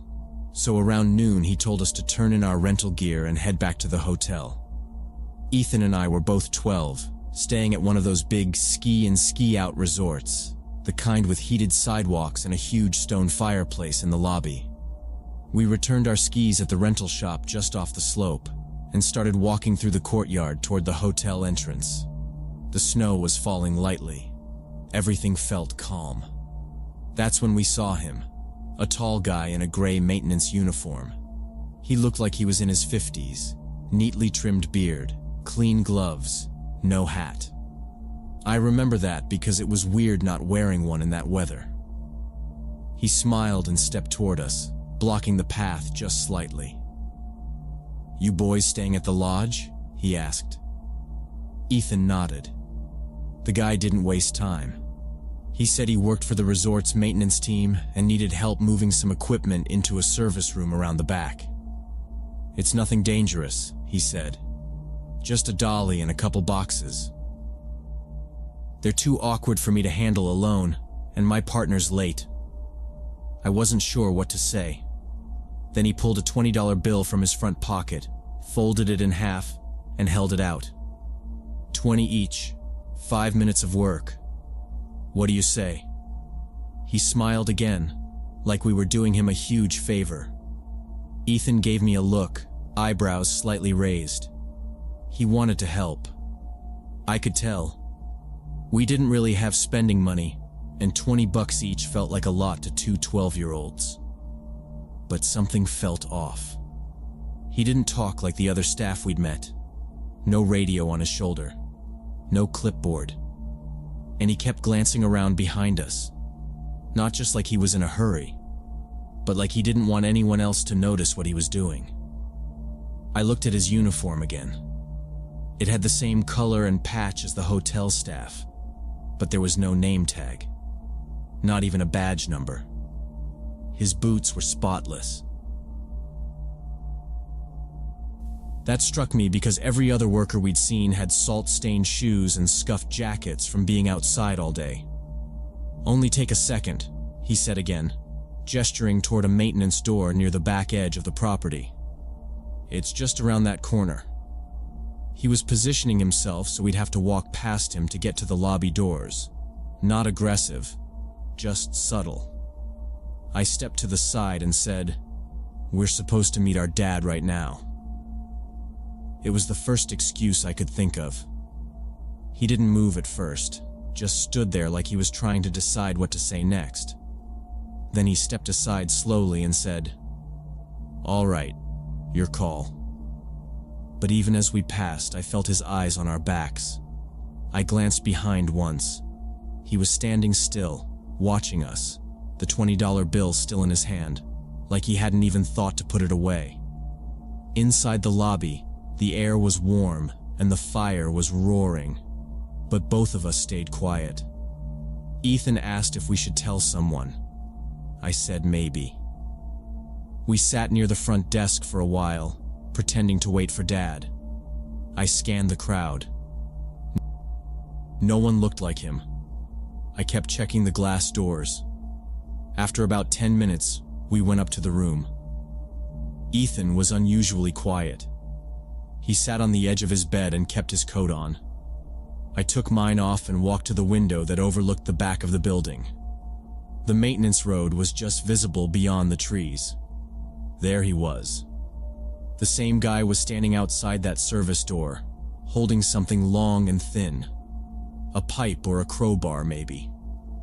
He was pacing, checking his phone, then the door, then the path leading back toward the hotel. I stepped back from the window. Ethan asked, "Is he still there?" I nodded. I didn't say anything else. He didn't ask again. After a few more minutes, I told him I was going downstairs to buy snacks from the vending machines. He didn't want to come. I went alone, took the elevator to the lobby floor, then turned the corner past the ski lockers. There was another maintenance guy, older, heavier, wearing a radio and scuffed black boots, unloading boxes from a cart. His name tag read, Marcus. I walked up to him. "Hey, are there supposed to be two of you guys working that back door?" He stopped what he was doing and looked at me. "What do you mean?" "There's a guy outside, says he's maintenance. He tried to get us to help him carry stuff into the building." Marcus narrowed his eyes. "Where, exactly?" I pointed down the hallway. "Back service door, behind the ski shop." He dropped the box he was holding and grabbed his radio. "Security, this is Marcus by the main locker hall. We might have a situation by the rear access door. Young guest reported a suspicious individual in uniform." The response came through quick. "Copy that. 2 units en route." Marcus looked back at me. "You boys did the right thing," he said. "Don't go back outside." I nodded. Then I walked away quickly and went straight back to the room. Ethan was sitting on the bed, coat still on, staring at the door. I told him what happened. We didn't go back outside until Dad got back. I told him politely that we needed to get back to meet our dad, but he didn't seem to accept that answer.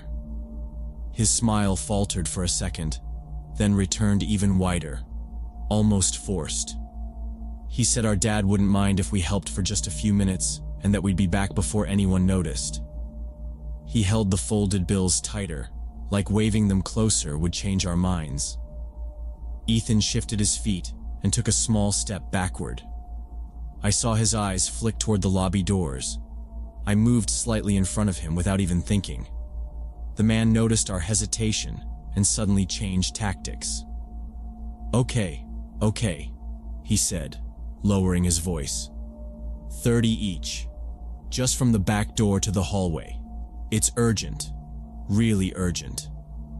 When we didn't say anything, he took a step forward and said, "You boys don't understand. When an adult asks for help, it's good manners to say yes. That's how it used to be." His voice was calm, but his words weren't right.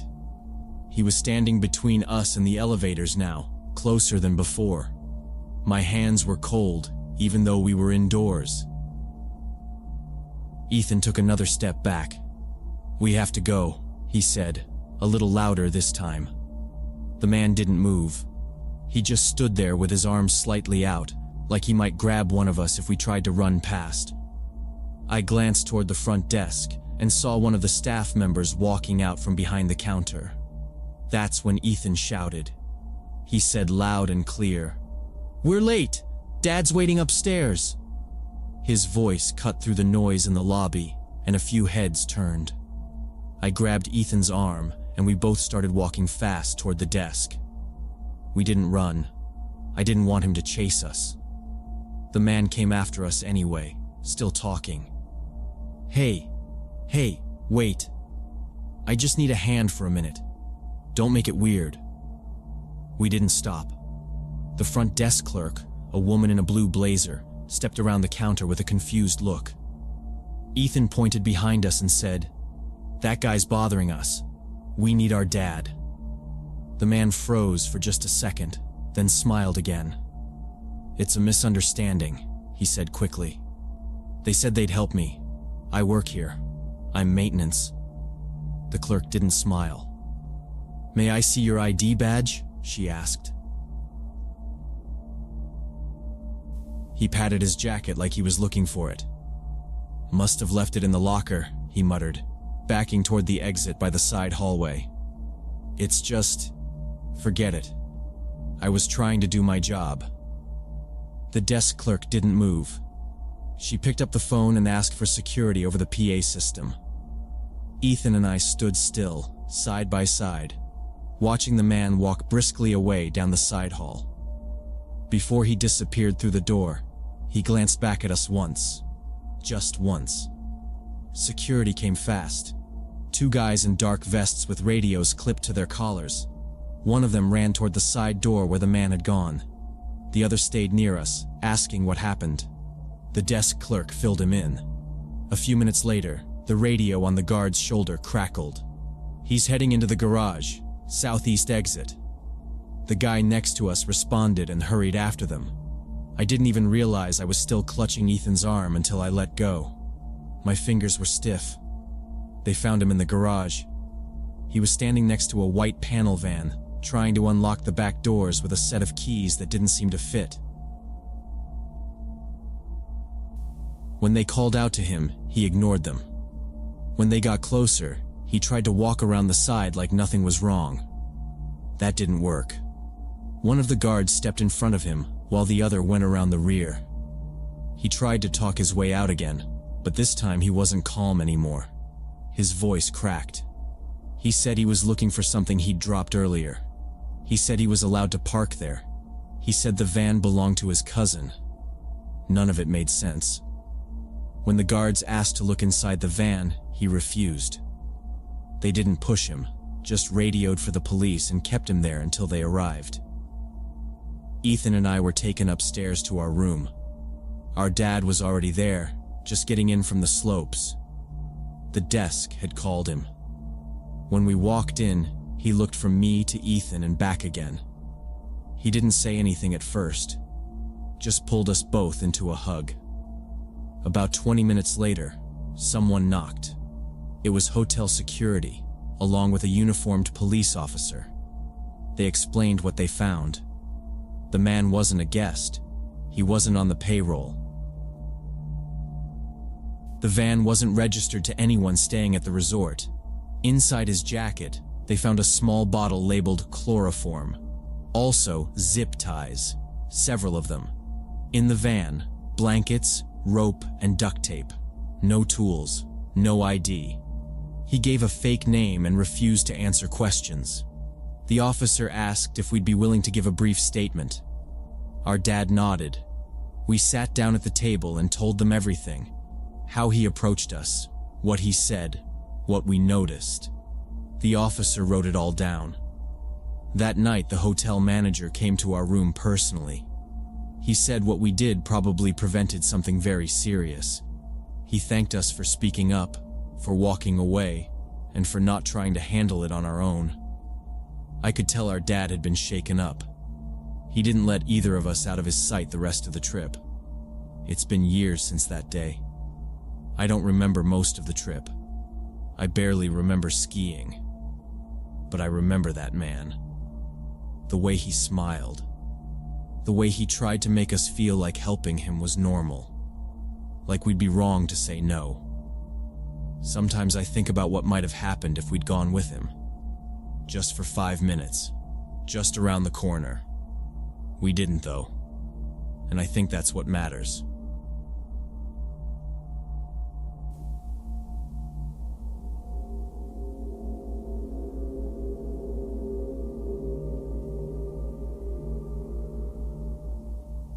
We were driving to our cabin in Oregon when I first saw the van. Mark was behind the wheel, his left hand tapping lightly on the steering wheel like he always did when the road got quiet.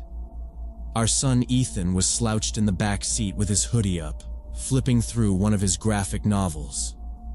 It was early evening, and the light was starting to change, settling into that golden hour you get just before the sun sinks behind the tree line.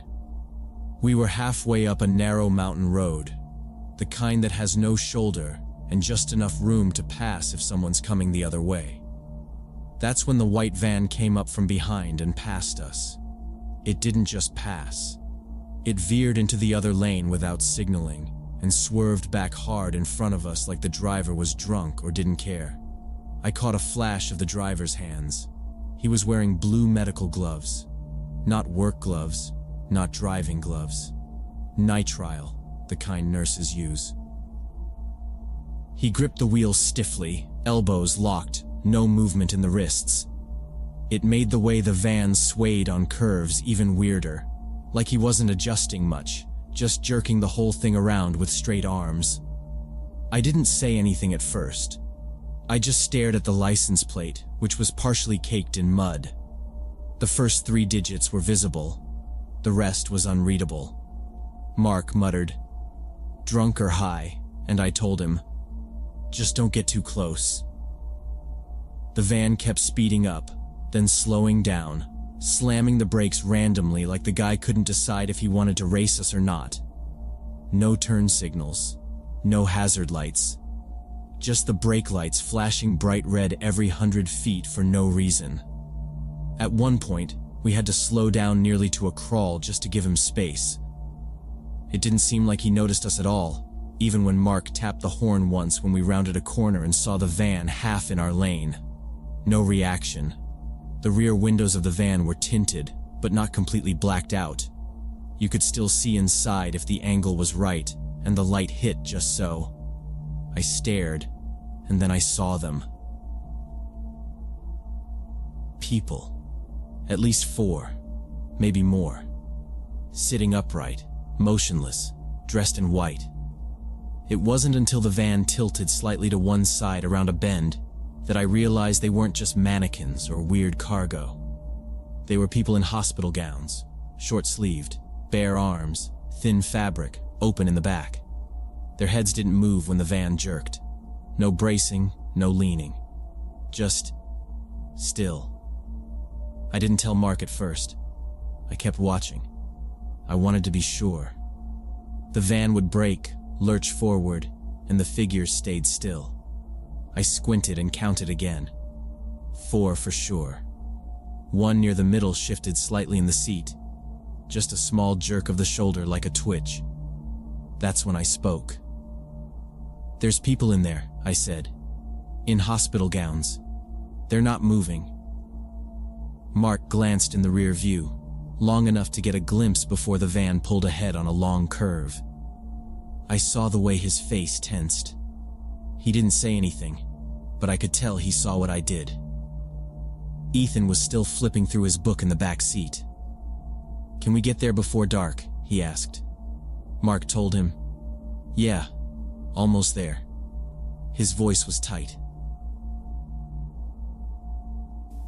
The van slowed again. We rounded a switchback and saw it sitting at the next bend, brake lights glowing. Then it moved, suddenly, jerking forward like the driver had stomped the gas. It vanished around the bend. Mark exhaled and said, "Let's just get to the cabin." I nodded but turned to watch as we crept up the next rise. The van wasn't far ahead, still weaving, still braking erratically. It had no visible company name, no bumper stickers, just plain white with some rust streaks near the bottom. One of the taillights was cracked, and the back doors had dents in them, like something had hit them from the inside. I said, "Something's wrong." Mark didn't answer. He flipped his headlights to high beam even though it wasn't dark yet. The van pulled farther ahead and disappeared around a steep corner. For a second, I hoped that would be the last we'd see of it. Then we rounded the same corner and saw it again. Brake lights glowing. Slowing again for no reason. We weren't even going uphill anymore. I stared through the back windows again. The same figures. Same positions. No movement. I looked at their faces this time. They were all facing forward. None of them turned their head to look at us. Not even when the van jerked sharply right, almost into a ditch before correcting. Mark gripped the wheel tighter. He leaned forward like he was trying to make out the driver's face in the side mirror. The driver wasn't glancing back, just staring forward, hands still clenched on the wheel. One of the figures in the back twitched again, just the shoulder. Then stillness. We didn't talk for the next minute. The road narrowed even more, trees pressing in on both sides. I kept my eyes on the van. Its brake lights blinked on and off. Then it took a wide right curve and vanished from view. We came around a few seconds later, but it was gone. Nowhere. No road branching off. No place to pull over. Just empty gravel and a wall of trees. I twisted in my seat. Looked out the back window. Nothing behind us either. No tire marks on the gravel shoulder. No dust cloud. Just the winding road, quiet and empty. Mark slowed down a little. "Where the hell did it go?" he said. Ethan looked up from the back, finally paying attention. "What?" he asked. Mark didn't answer. We drove on another half-mile, still no sign of it. I kept turning back to look. No sound but the engine and the tires crunching gravel. We passed a small turnout, and Mark slowed down, peering into the tree line. Nothing there either. Just empty space. Mark exhaled hard through his nose. "It must have turned off somewhere," he said. But his voice didn't sound certain. I kept watching the road behind us in the side mirror until it disappeared around the next curve. The van suddenly turned off without signaling, veering onto a cracked asphalt road just past a bend. Mark slowed down instinctively. "What's that?" I asked, already leaning forward. A faded green sign stood on a wooden post just off the tree line. Peaceful Valley Recovery Center, private treatment facility. I'd never seen it before, and I grew up just 2 counties over. The road it turned onto was narrow and lined with fir trees, overgrown in places, like it hadn't been used much by anyone except the people who worked there. "Should we keep following it?" Mark asked. He didn't sound eager. I shook my head. "No, just slow down. I want to see where it goes." We coasted slowly past the turn. The van rolled down the hill, through a rusted gate, and vanished around a corner. From the top of the ridge, I could see part of the facility. A few buildings, single-story, made of concrete and tan siding. The whole place was surrounded by chain-link fencing topped with barbed wire. "That doesn't look like any rehab center I've ever seen," I said quietly. Mark just kept driving. At the cabin, I tried to enjoy dinner. We grilled hot dogs and made a fire in the pit like we always did. Ethan threw rocks into the creek behind the house, laughing every time one made a splash. But I couldn't stop seeing those white gowns, those blank faces, that jerk of a shoulder, like someone trying to wake up. Later that night, when Mark and Ethan were asleep, I sat on the porch with my laptop. I typed "Peaceful Valley Recovery Center" into Google. The results were thin. One basic website with stock photos of forests and peaceful-looking patients sitting by a pond. No reviews, no address listed, just a contact form. The Our Program page had 3 sentences about holistic care and specialized support. No medical staff bios, no list of services, no mention of licensing. I sat there staring at the screen, uneasy. I searched Oregon state databases for licensed treatment facilities. Peaceful Valley wasn't on any of them. I checked the Better Business Bureau. Nothing. It didn't sit right with me. I took screenshots of the site and saved them. The next morning, while Mark was packing the truck for a fishing trip, I told him I needed to make a phone call. He rolled his eyes. "You're still on this?" I didn't answer. I waited until they were gone. Then I called the number from the website. A woman answered after a long pause. "Peaceful Valley," she said. Her voice was flat. I told her I was looking for treatment options for a relative. She asked if I had a referral. I said no. Then she said they only accepted patients referred through specific medical professionals. I asked who those were. She didn't answer. I asked if the facility offered transport services. She paused, then said they used state-approved methods. Her tone changed, more clipped. "We're fully compliant with Oregon regulations," she said. I asked again about which doctors could refer someone. The line went dead. I tried to call back, but it rang once and then straight to voicemail. The mailbox was full. When Mark and Ethan got back that afternoon, I told Mark everything. "They hung up on me when I asked basic questions," I said. He looked tired. "Maybe it's just one of those high-security places for, I don't know, rich people. Private stuff." I didn't respond. I was already planning to go back. The next morning, I waited until they were out again. I packed a thermos, my camera, and the small pair of binoculars we kept in the glove box. I drove back to the road with the sign and parked just out of sight. The facility looked the same from a distance, quiet, surrounded by trees. But this time, there was a different white van parked outside. I stayed low in the seat and watched through the binoculars. After about 15 minutes, I saw movement near the main entrance. A man in scrubs came out, followed by 2 others. They were helping people out of the van. Slow, careful movements. The patients didn't seem drugged exactly, just dulled. Their arms hung loose at their sides. One woman looked around, blinking hard like she'd just woken up after a long sleep. Then I saw one of the staff clearly. A tall woman with light brown hair and a bun. My stomach dropped. I'd seen her before, on a missing persons flyer pinned to the bulletin board at our grocery store last winter. I dug through the pictures on my phone. I still had it.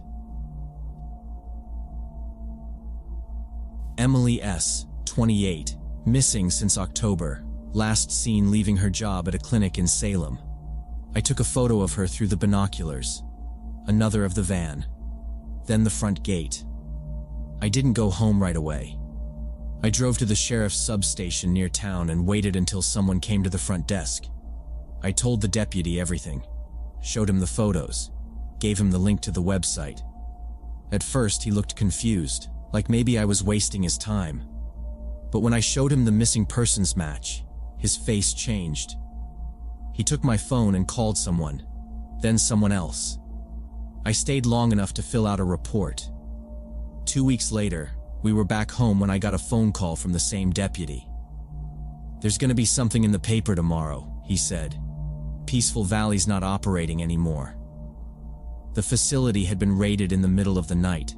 No licensed doctors on staff, no operating permits. 32 people were removed, most of them held without contact with family. 2 staff members were arrested. More were still being investigated. Emily S. had been working there under a different name. She told investigators she'd been brought in under false pretenses, offered a job, then cut off from outside contact. They'd taken her phone. She hadn't been allowed to leave the property in months. I don't know what would have happened if we hadn't seen that van, if we hadn't slowed down at just the right moment. But I learned something. Sometimes what looks strange really is dangerous. And sometimes you're the only person willing to look close enough to see it.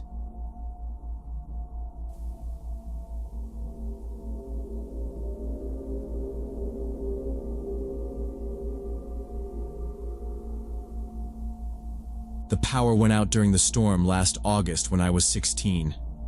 It had been a hot, sticky day, and when the sky cracked open just after sunset, the whole house seemed to exhale. I was sitting in my room with the fan running full blast, doing nothing really, just scrolling, waiting for the Wi-Fi to reconnect, when everything blinked and went dark. The only light came from my phone, glowing dull and blue in the pitch black. I waited for it to come back on, but it didn't. My parents were at my aunt's place, helping her move a giant old wardrobe up a narrow staircase. It was a whole thing that had been planned for weeks. I was supposed to go too, but begged out of it last minute. Jesse and Tom showed up maybe 20 minutes after the outage. Their parents were working late shifts, and I guess no one wanted to sit through a blackout alone. We sat in the living room with our phone flashlights propped on the coffee table, talking about nothing important. The storm didn't stop. It just kept going. Rain tapping hard on the windows, wind grinding the trees against the house. After a while, we got bored. We had no service, no lights, and no interest in sitting around sweating in silence. That's when Tom said we should play hide and seek. I laughed, thought he was joking, but he stood up and said, "Why not? No lights. Rain's dying down. Makes it more fun." Jesse shrugged and went along. I hesitated. The warehouse next to our backyard had been empty for months. Someone broke into it last year and stole copper wiring or something, made the local news. Since then, I didn't like being near it. You could see the edge of it from our fence. Long brick walls, busted windows on the second floor, a collapsed shed out back. "It'll be better if we use the whole yard," Tom said. "Warehouse makes it cooler, scarier." I looked out the back window. The rain had slowed to a drizzle. "I don't know," I said. "That place gives me a weird feeling." "Exactly," Tom grinned. "It's perfect." I should have said no. I should have trusted that uncomfortable twist in my stomach. But I didn't. I grabbed my hoodie and stepped outside with them. The air was thick and smelled like wet leaves and metal. Everything was slick and shining under the light of our phones. We agreed on rules. Backyard only. No going past the fence, no warehouse interiors. Just around it, if you were brave. Tom would count first. Jesse and I had to hide. We split up when Tom turned toward the house to count out loud. Jesse jogged toward the far side of the yard. I went the other way, circling the garden. I found a spot behind our wooden shed where I could crouch low between the compost bin and the back wall. It was muddy, but I could see most of the yard from there through a narrow opening. I killed my flashlight to avoid being seen. I watched the backyard through the rain. Tom's silhouette moved slowly as he walked, calling out fake guesses. "Jesse? You behind the bench?" he said, crouching down and lifting a tarp. "Nope." Then I noticed it. At first, I thought it was a tree, maybe a trick of the light. But something about the shape was wrong. Just barely visible past the fence, standing near the edge of the warehouse lot, there was someone. I froze. They weren't walking, just standing completely still by the tree line. Too far to see clearly, but close enough that I knew it wasn't Tom. I leaned forward, squinting, trying to make out the details. The person was tall, maybe a man. Shoulders hunched, arms stiff at their sides, facing directly toward us. I felt that sharp awareness kick in, like when you see a car swerve too fast down your street. Something's wrong. I wanted to call out, say something to Jesse or Tom, but I couldn't make my voice work. If I said anything, I'd give away my spot, and I didn't want that person to know I saw them. I pulled my phone out of my pocket. 3% battery. No signal. Just the lock screen staring back at me, blurry with rain. I ducked down lower behind the compost bin, breathing through my mouth. I kept watching the tree line. The figure didn't move. He just stood there, maybe 10 feet from the fence. Not shifting, not reacting to anything. Tom had moved closer to the warehouse by then, yelling out Jesse's name. He was about 20 feet from the fence, and the figure had to be in his peripheral vision. But Tom didn't react. Didn't see him. I looked toward where Jesse had gone, but I couldn't spot her. Nothing but dark bushes and the glint of wet leaves. I felt trapped. I didn't want to stay where I was, but I didn't know what direction was safe anymore. I thought about yelling anyway, just to see if the guy moved. but something told me not to. Then Tom got closer to the fence. He climbed up onto one of the cinder blocks we used to prop open the gate. He was goofing around, calling out like it was all still a game. I watched him turn toward the tree line for just a second. That's when he stopped moving. He froze. I saw him lower his flashlight, then slowly back down off the block. He didn't yell. He didn't say anything. He just walked back toward the middle of the yard where the picnic table was. I stayed low and kept watching the figure. Still hadn't moved. Tom stood there for a second.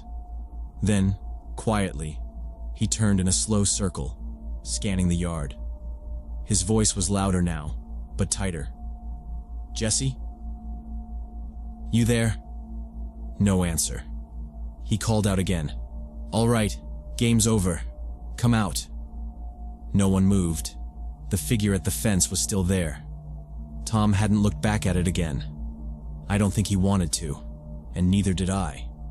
Tom found Jesse first, crouched behind the low section of our neighbor's wooden fence, drenched and shivering. I saw them from my spot behind the shed. They talked for a bit, then started walking around the yard together, calling my name. I stayed hidden. I don't even know why, really. My heart was pounding, and my hands were muddy from gripping the ground so tight, but something told me not to move. The figure by the trees was still there, or at least I thought he was. Now it looked like he was standing closer to the edge of our lawn, not doing anything, just watching. His presence felt thick, like a weight in the air. They called for me again, louder now. Jessie even used her flashlight to scan the corners. It swept over the shed once, and I ducked down lower. They walked right past me, maybe 6 feet away, but didn't see me. I wanted to say something. I almost did. But my mouth stayed shut. Tom pulled out his phone and started calling me, and I felt it vibrate in my pocket. I ignored it. Then again, I turned it off. I heard him mumble, "His phone's dead, or he's ignoring us. Maybe he went inside?" Jesse sounded more worried. Why would he do that without saying something? They kept searching for a few more minutes, circling the yard. Then I heard Tom's voice drop low. "Maybe we should get help." That's when I knew I had to come out. I stood up slowly, brushing wet leaves off my jeans, and stepped into the open. "I'm here," I said. They both jumped. Jessie spun around with her flashlight in my face. "Jesus!" she shouted, nearly dropping it. "Where the hell were you?" "Behind the shed," I said. "The whole time?" Tom was already walking toward me, eyes darting past me like he expected something to come out of the dark. "What the hell, man? Why didn't you say anything?" I pointed toward the fence, to the line of trees beyond it. "There was someone there," I said. "By the warehouse. Watching." Jesse turned to look, but it was just empty space. "Where?" "He was right there. He didn't move the whole time you were looking." "No one's there," Tom said. "I swear to you," I said. "He was standing right there, not moving, just watching." We all stood quiet for a second. The only sound was the drip of water from the gutters and the low hum of the wind dying down. Then Jesse said, "Maybe it was a tree or something. It's dark and it's raining. You probably just—" "No," I interrupted. "It wasn't a tree." Tom walked past me to the edge of the yard, scanned the area with his phone light. Nothing. His voice wasn't confident, though. We didn't argue. We just went back inside. The minute we were through the back door, we locked it. Then locked the front, checked all the windows.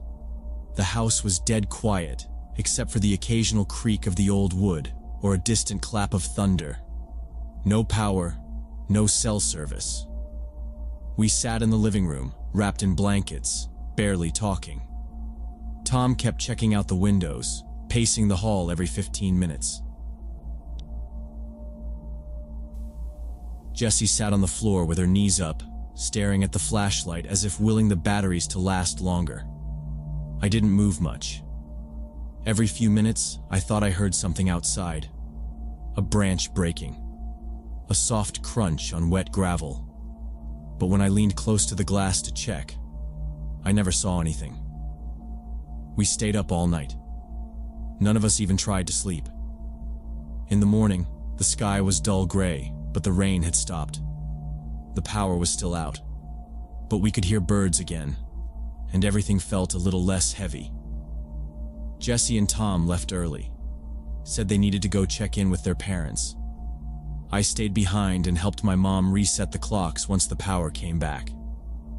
Later that afternoon, while I was taking out the trash, our neighbor Mrs. Chen waved me over from across the street. She was sweeping leaves off her porch like she did every morning. She asked if the storm had knocked out our lights too, and I told her yeah, and that my friends and I had gotten a bit spooked in the dark. That's when she mentioned it. "There's been a man living in that old warehouse," she said, nodding toward the lot behind our fence. "I saw him sleeping there a few times. Doesn't bother anyone." I stared at her for a second. "When did you see him?" "Oh, for a couple of weeks now. I think he sneaks in at night. Probably homeless. Poor guy just wants a roof over his head. The city should really do something about that place, though. It's a hazard." I asked her if she ever talked to him. She shook her head. No. He keeps to himself. But he's quiet. Seems harmless." I didn't say anything for a moment. Then I nodded and went back to bagging the trash. Later that evening, 2 squad cars pulled into the warehouse lot. My dad had called the police just to be safe. They walked around with flashlights, looked through the broken door, and came out with a plastic bin filled with what looked like sleeping gear and wrappers. One of them knocked on our door to let us know they didn't find anyone. But yeah, someone had definitely been living there. Jessie texted me later to say maybe the guy really was just looking for shelter. "Creepy timing though," she wrote. I think about that night more than I'd like to admit. That man, or whoever it was, stood there in the dark, silent, watching 3 teenagers during a blackout. Maybe he was just curious. Maybe he wasn't. I'll never know. But I learned something that night. Feeling scared doesn't mean you're imagining things. And trusting your gut, knowing when something feels off, is sometimes the only line between safe and not.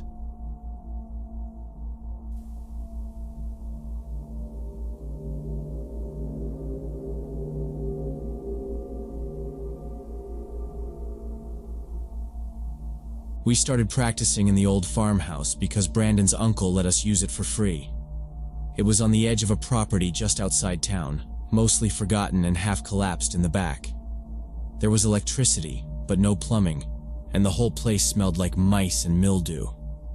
Still, it was quiet and far enough away that we wouldn't bother anyone, which was perfect. I played bass, Austin was lead guitar and vocals, Tyler played drums, and Brandon mostly managed things. He had the car and owned the PA system. It wasn't really a band yet, just 4 guys trying to kill time during a weird summer where none of us had anything better to do. That first day we brought everything out took almost 3 hours. The gravel road to the farmhouse was so overgrown with weeds, it scraped the bottom of Brandon's Civic, and we had to carry the amps and drums from the gate to the door since the car couldn't make it all the way. Inside was worse than I expected. There were old newspapers stacked in the corners, spiderwebs hanging from the ceiling, and dead flies stuck to the windows. We aired it out the best we could and cleared a space in the front room for the gear. Brandon's uncle had said the last tenant was some kind of hoarder, and it showed. Still, by the time we'd set up and plugged in, it didn't feel half bad. We played for a couple of hours. No real structure, just messing around, trying to find some rhythm. Tyler was off time and Brandon couldn't keep the chords straight, but it was fun. Low stakes. The only weird thing that happened that first day was the smell. About halfway through, Tyler stopped playing and said, "Do you smell that? Like something dead?" We all paused and sniffed the air, and sure enough, it was strong. Something sour, almost like meat left out in the sun. Brandon said it was probably a raccoon or something in the walls. I figured the same. The house was old. Things died in places like that. We cracked the back door open for air, and that helped. When we finished playing, the smell had faded again, and no one mentioned it as we packed up for the night. I drove home with my bass in the back seat, my ears still ringing. It wasn't until I got home and took off my shoes that I noticed something else. My socks were damp. Not just sweaty, but wet. Like I'd stepped in something. I checked the case and floor of the car but found nothing. Just moisture on my socks and this faint oily smell I couldn't place. I tossed them and went to bed. Next day, Tyler messaged our group chat asking if we could meet again Friday. Brandon said sure, but Austin was working till 6. That meant we'd be there closer to sunset. When Friday came, the 4 of us piled into Brandon's car again with the gear. It was hotter than before, and the car's AC barely worked. We got there around 6:40, and the place looked the same. Overgrown path, shutters hanging crooked on the windows, silence all around. But the moment we stepped inside, I noticed something was different. The floor near the kitchen door looked freshly disturbed. There were drag marks across the dust, like someone had slid something heavy. Brandon said maybe it was raccoons again, and we moved on, setting up in the front room like last time. The smell came back within minutes. Stronger this time, more rotten and more specific, like blood. Tyler made a joke about bodies buried under the house, but nobody laughed. We cracked windows, turned up the fans, and tried to focus on the music. Austin seemed distracted. I caught him glancing toward the back of the house a few times while we played. I didn't ask. We took a break about 45 minutes in. Brandon lit a cigarette and stepped out back. Austin joined him, and I stayed inside cleaning dust off my strings. Tyler had brought a 6-pack and was halfway through his third by then, louder than usual, cracking jokes that didn't land. I told him to cool it, but he just said, "You guys need to loosen up. It's an old house, not a crime scene." It was right around then I saw the movement. I was at Brandon's car loading the bass when something shifted in the tree line behind the farmhouse. It wasn't just leaves. A definite figure, about 50 yards back, partially hidden between the trees. I stared at it, thinking it might be a deer or a local watching us, but it didn't move, just stood there. I called Austin over and pointed. He squinted, then nodded slowly.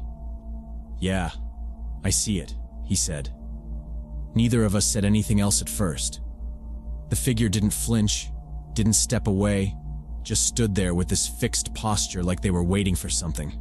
I waved. Nothing. Not a twitch. Austin whispered, "Is it someone you know?" I shook my head. We turned back to get Tyler, who was sitting on the porch talking to himself at that point. Beer number 5. I told him to look toward the woods. "Someone's out there." Tyler stood up, took a long drink, and squinted into the trees. "I don't see shit," he muttered, then laughed. "It's probably a deer, or your reflection." "No, man," Austin said. "They're just standing there." "I said I don't see it," Tyler said louder, almost annoyed. "You guys are just spooking yourselves." We turned back to the tree line. The figure hadn't moved. Still just standing there, plain as day, watching us. Tyler squinted through the trees, his face flushed and jaw clenched. "Who the hell is spying on us?" he shouted, wobbling a little as he stepped off the porch. "Come out where we can see you." Austin moved in front of him. "Dude, don't. Just leave it. Brandon reached for his arm too, trying to steer him back. Seriously, man. Let's go. It's not worth it. Tyler shoved both of them off and kept walking, shoulders high, beer in one hand like a prop. Nah. I want to know who's creeping around watching us play. I hesitated, then followed them, staying back far enough to dial 911 if something went sideways. As we reached the edge of the trees, I could see something behind the brush. Tarps strung between tree trunks, crates stacked near a small fire pit, a makeshift camp. Someone stepped out from behind a wide oak, an older guy in a dirty flannel shirt and army pants. His hair was long and gray, face thin, hollowed out. Right behind him came a woman holding a small child to her chest, barefoot and wrapped in a blanket. All three looked like they hadn't had a real night's sleep in weeks. "This is private property," Tyler said, loud and slurred. "What the hell are you doing out here?" The man raised both hands, not in threat, more like surrender. "Just leave," he said quietly. "We're not bothering anyone. This is our home." Austin stepped in front of Tyler again. "Let's go, man. Seriously."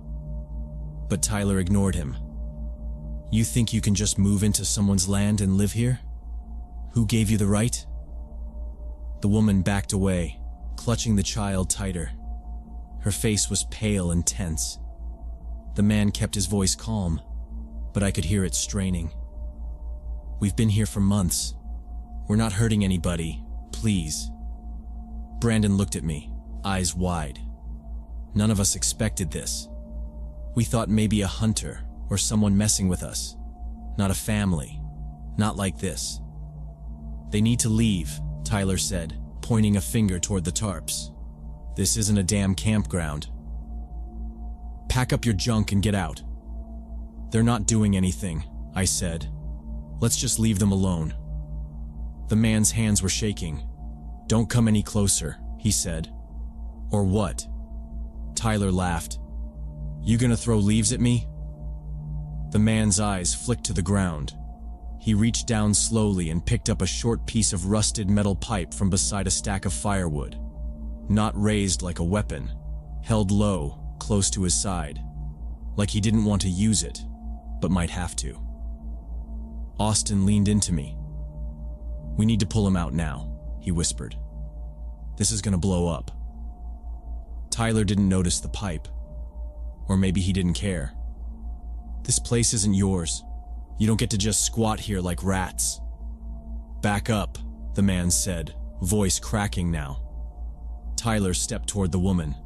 "Hey, I said start packing your—" The man swung. It wasn't a full swing, more like a defensive swipe.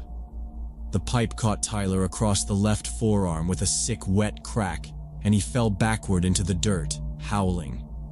Blood spread through his sleeve instantly. Austin yelled, "Whoa! Whoa! Back off!" Brandon and I grabbed Tyler under the arms, dragging him back toward the gravel road. He was swearing and flailing, and every time we shifted his weight, more blood ran down his elbow. Austin ran ahead, already on the phone with 911, giving directions back to the farmhouse. When I looked back, the man had dropped the pipe. He was pulling his wife and child toward the trees behind the camp, vanishing into the deeper woods before the flashing lights even made it down the road. The paramedics arrived first, just as we got Tyler into the back seat of Brandon's car. They took one look at his arm and started working on him right there on the gravel. 12 stitches later, he left the hospital with his arm in a sling and a warning about infection. The cops took statements, asked us a bunch of questions, and did a half-hearted sweep of the woods. But no one was arrested. No one was charged.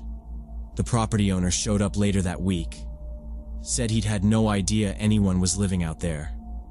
He worked with a local shelter and ended up getting the family placed in temporary housing, at least for a while. We never went back to the farmhouse after that. Brandon found us a room at the community center. Fluorescent lights, Carpeted floors. Not ideal, but safer. Quieter.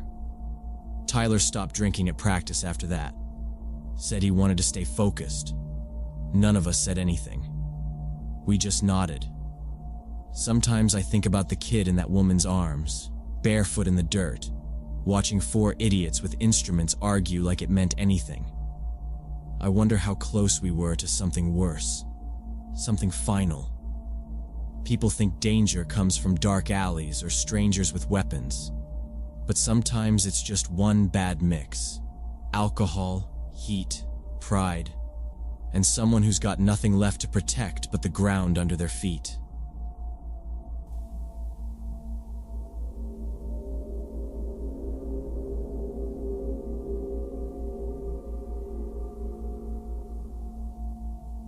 When I was 23, our family cat Ginger died after 20 years of being the center of our Sunday dinners. That orange tabby had this raspy, smoker-sounding meow he'd use like a siren the second any food hit the table.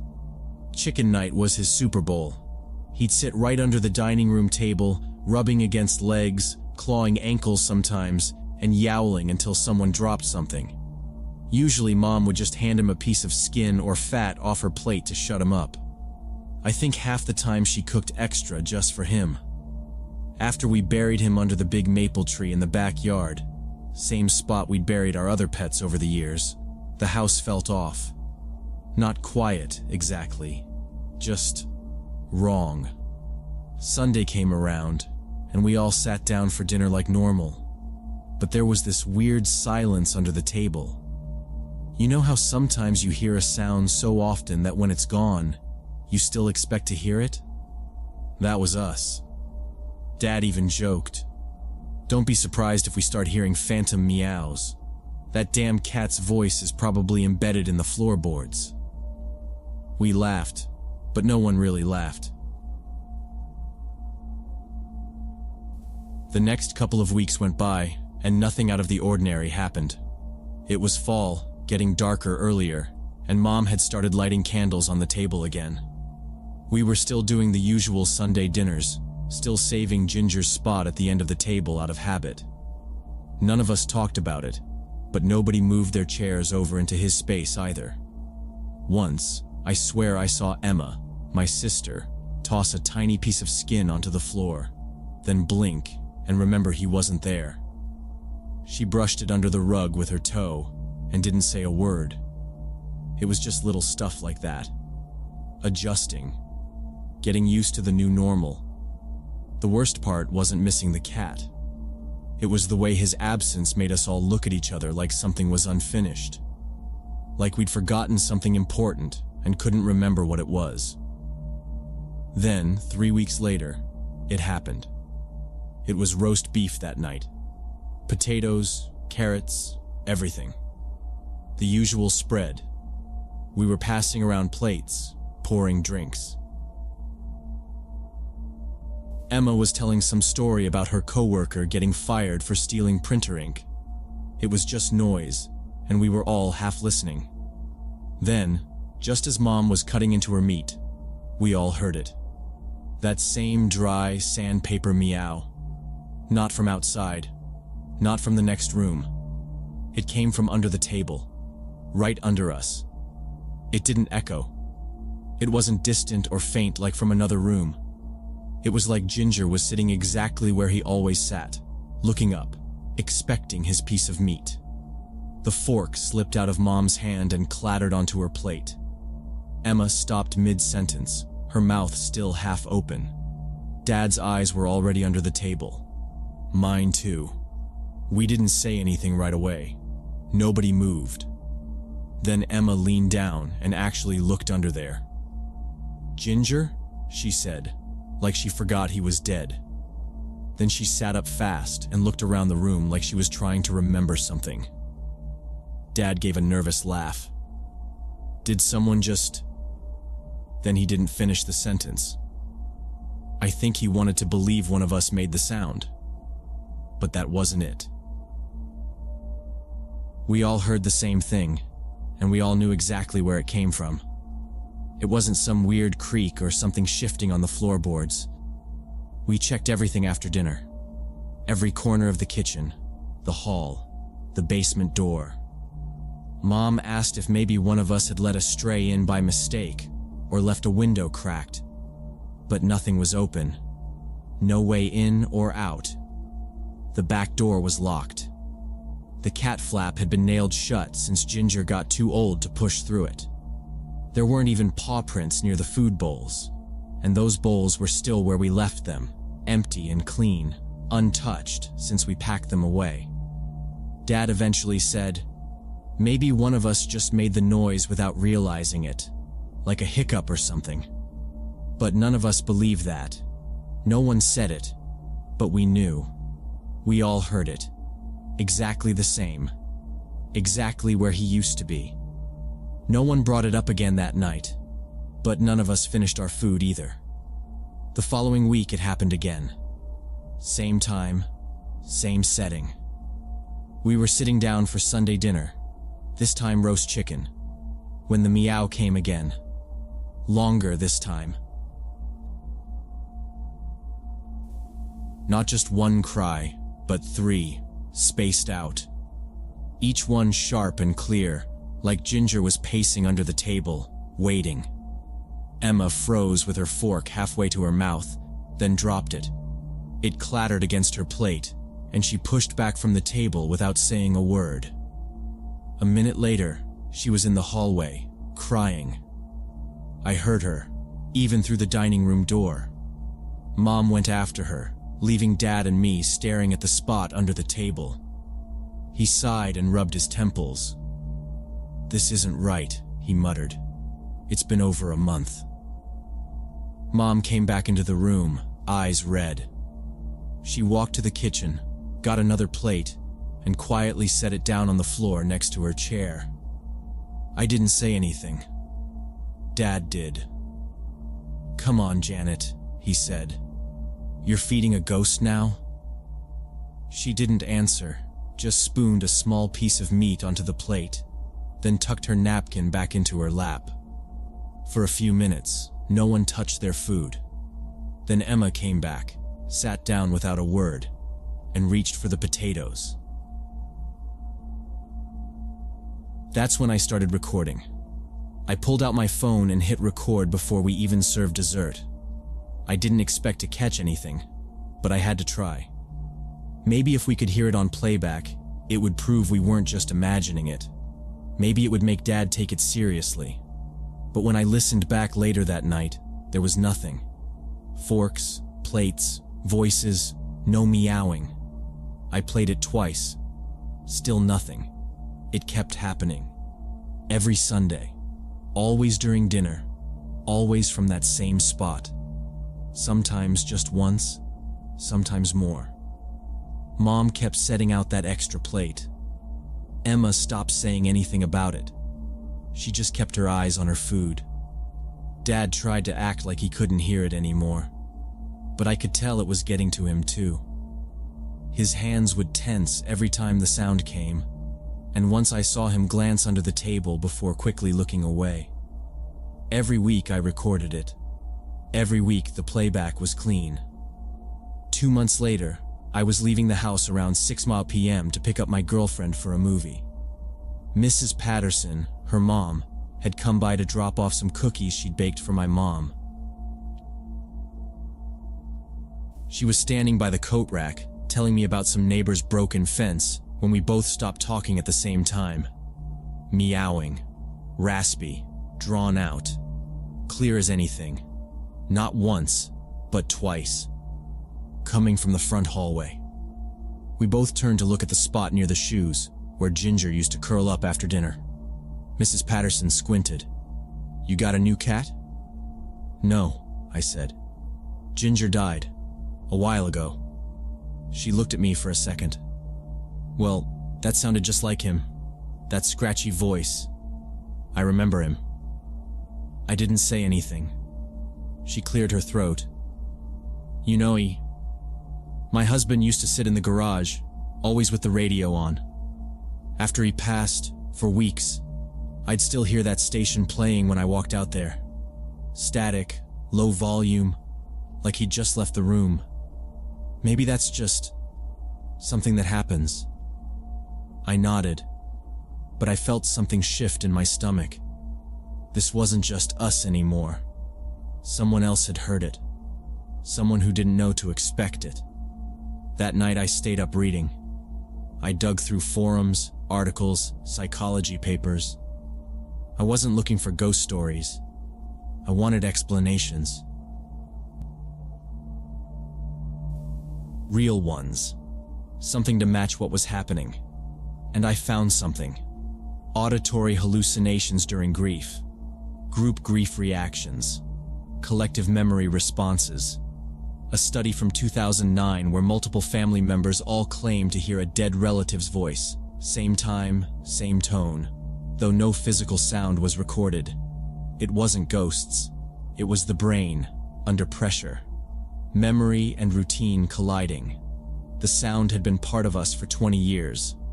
Our subconscious filled the gap. The next morning, I showed it all to Mom. Read her parts of the article. She didn't say much at first, but she didn't argue either. That Sunday, she didn't set the extra plate. She looked like she wanted to, but she didn't. The meowing didn't come that week, or the week after. Sometimes I still catch myself listening for it.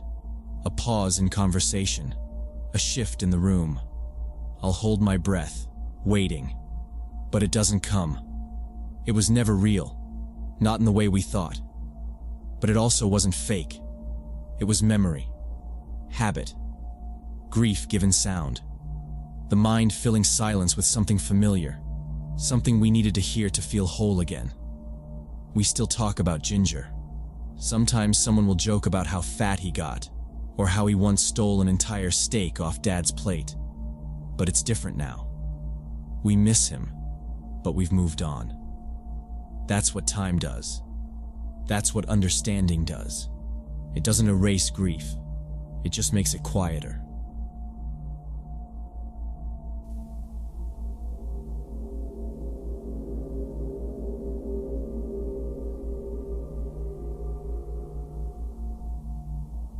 So last summer I went fishing with 3 of my buddies at this lake outside Houston for July 4th weekend. We'd gone to the same spot every year since college. Just a quiet patch off the main road where the water's clean and the fish bite decent enough. But this time, the whole area was packed. Cars lined the shoulder of the road. Kids were screaming. Someone nearby had a portable speaker blasting country music. We almost turned around, but Josh spotted a little slope near the far side of the lake that still looked clear. We figured if we could get our chairs down there early enough, we'd at least claim a bit of space for the day. We carried our gear, coolers, tackle boxes, folding chairs, down the hill and set up a few yards from the water. Within minutes, another guy showed up. He had one of those old canvas chairs slung over his shoulder, a straw hat, and a styrofoam cooler. He looked to be in his 50s, maybe early 60s, thick neck, sunburnt nose, khaki cargo shorts. He waved as he got close and then plopped down maybe 20 feet from us without asking.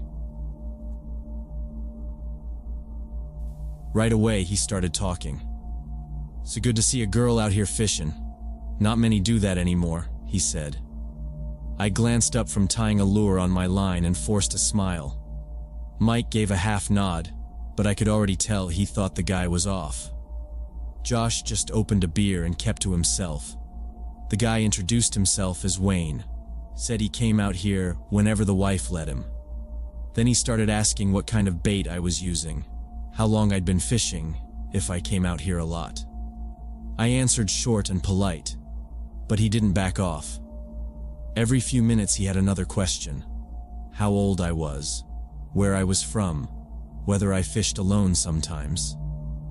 I adjusted my chair and angled my body toward the water, trying to look focused on my cast. But he kept talking like we were old friends catching up. I could feel him watching me as I baited the hook, eyes lingering too long. After the 4th or 5th time I didn't respond, he finally stopped asking questions. He just sat there quietly for a while, sipping from a can wrapped in a camo koozie. but I could feel him still looking. After about an hour, I decided to move a few yards down to try my luck near a submerged log. As soon as I stood up, I saw Wayne slowly pack up his stuff, his cooler, his chair, and follow.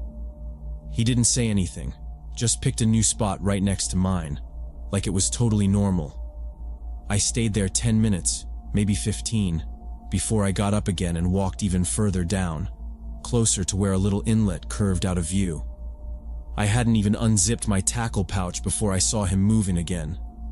Chair in one hand, drink in the other, following. When I went back toward the main setup to grab some snacks from the cooler, he followed me there too. This time he stood a little too close.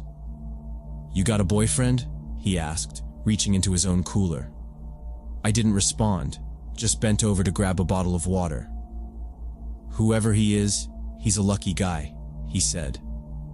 Mike looked up at me, and I gave a quick shake of my head. I didn't want to make a big deal of it. Not yet. We had all day out there, and I figured if I just stuck close to the guys, he'd get bored and move on.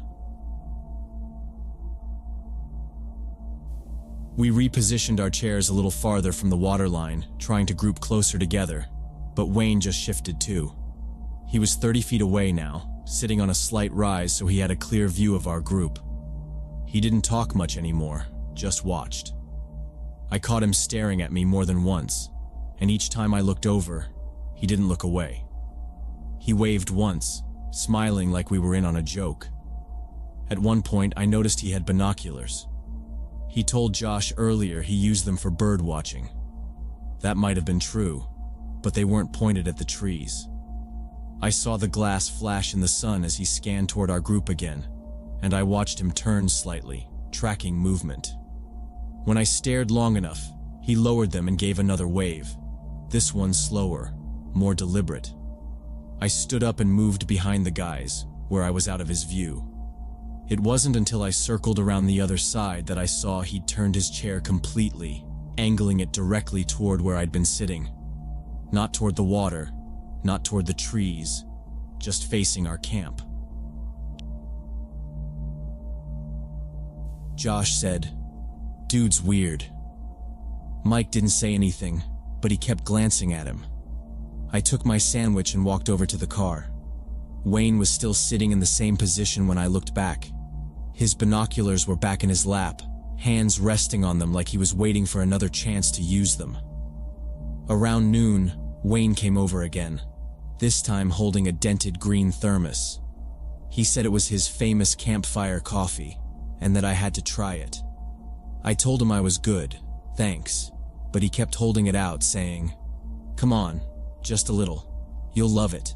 I make it real strong, better than that bottled stuff you brought." I gave him a tight smile and shook my head. "I'm good, really." He didn't budge. Mike stood up from his chair and said, "We've got drinks, man. We're good." Wayne turned his head slowly, like he didn't like being interrupted. His eyes locked on Mike, then shifted back to me. "Just thought I'd offer," he said, voice flat. Then he looked at me again and added, "Wouldn't want you getting drowsy. You seem like someone who appreciates good flavor." I didn't say anything. Josh cracked a joke, something like, "Dude, you always pitch this hard, or just when you think someone's cute?" Wayne's face changed instantly. Smile gone, mouth tight, eyes hard. He stared at Josh for a second too long. Then it passed, like a switch flipped. "Just trying to be neighborly," he said with a chuckle that didn't sound real. He poured some of the coffee into the cap and sipped it himself before walking back to his chair, still facing our spot. The rest of the day, I didn't go anywhere without at least one of the guys nearby. By 4:30, the sun started dropping and the bugs got bad. We started packing up our gear, untangling lines, folding chairs, dumping out the bait bucket. Wayne stood up too and started loading up his own stuff at the same time. His truck was parked just across the small gravel lot, close enough to hear the trunk slam. The guys needed to use the bathroom before the drive, so they grabbed their backpacks and headed toward the ranger station, which was maybe a 2-minute walk. I stayed behind to change out of my waders. I usually slip out quick and put on leggings and a hoodie before the ride home. I used the open back door of our SUV as a shield, crouching behind it to keep some privacy. I had one boot off, halfway into pulling on my sweatshirt, when I heard the crunch of gravel behind me. I turned and Wayne was there. Again. Not saying anything at first, just watching. I froze, holding my hoodie halfway over my chest. He was standing maybe 10 feet away, hands in his pockets, eyes fixed on me. "Didn't know you had such a nice figure," he said, like it was some kind of compliment. I stared at him. "I'm changing. You need to leave." He took one step closer, not fast, but definitely on purpose. "Hey, relax. I'm just talking. You seem a little tense. Thought maybe we could grab dinner, talk more?" "You'd like my cabin, you really would." I kept my body half behind the car and tried not to show how my hands were shaking.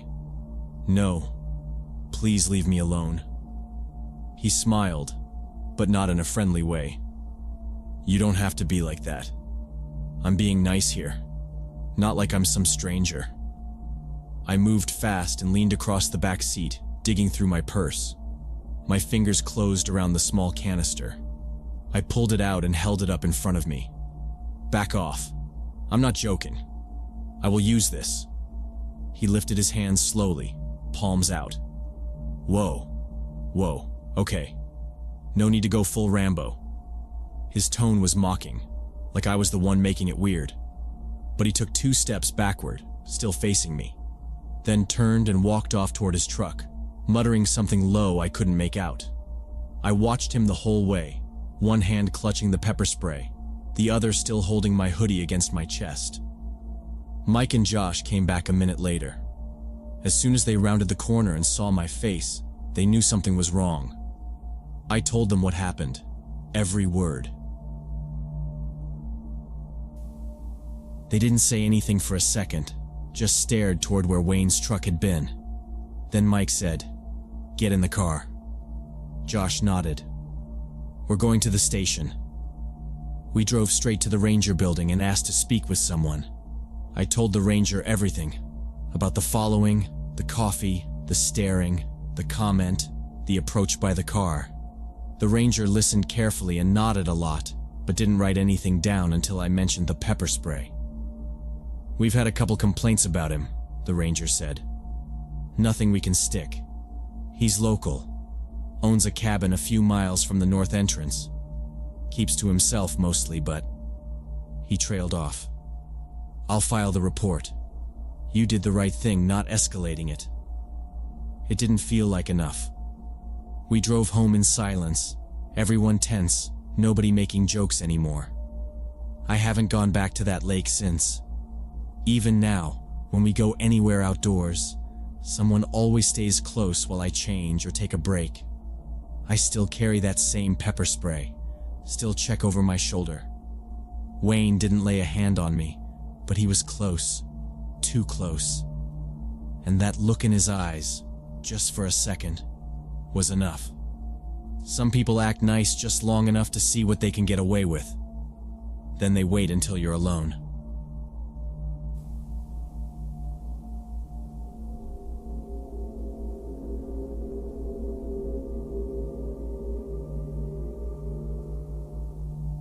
When I was going through my divorce 2 years ago, I rented this small house near a lake in Arizona to have a place for my son Ethan's weekend visits. He was 6 back then and taking the separation hard, so I wanted to give us a quiet place to hang out. Somewhere we could fish or throw rocks into the water, maybe grill hot dogs on the little patio. The house was older but clean.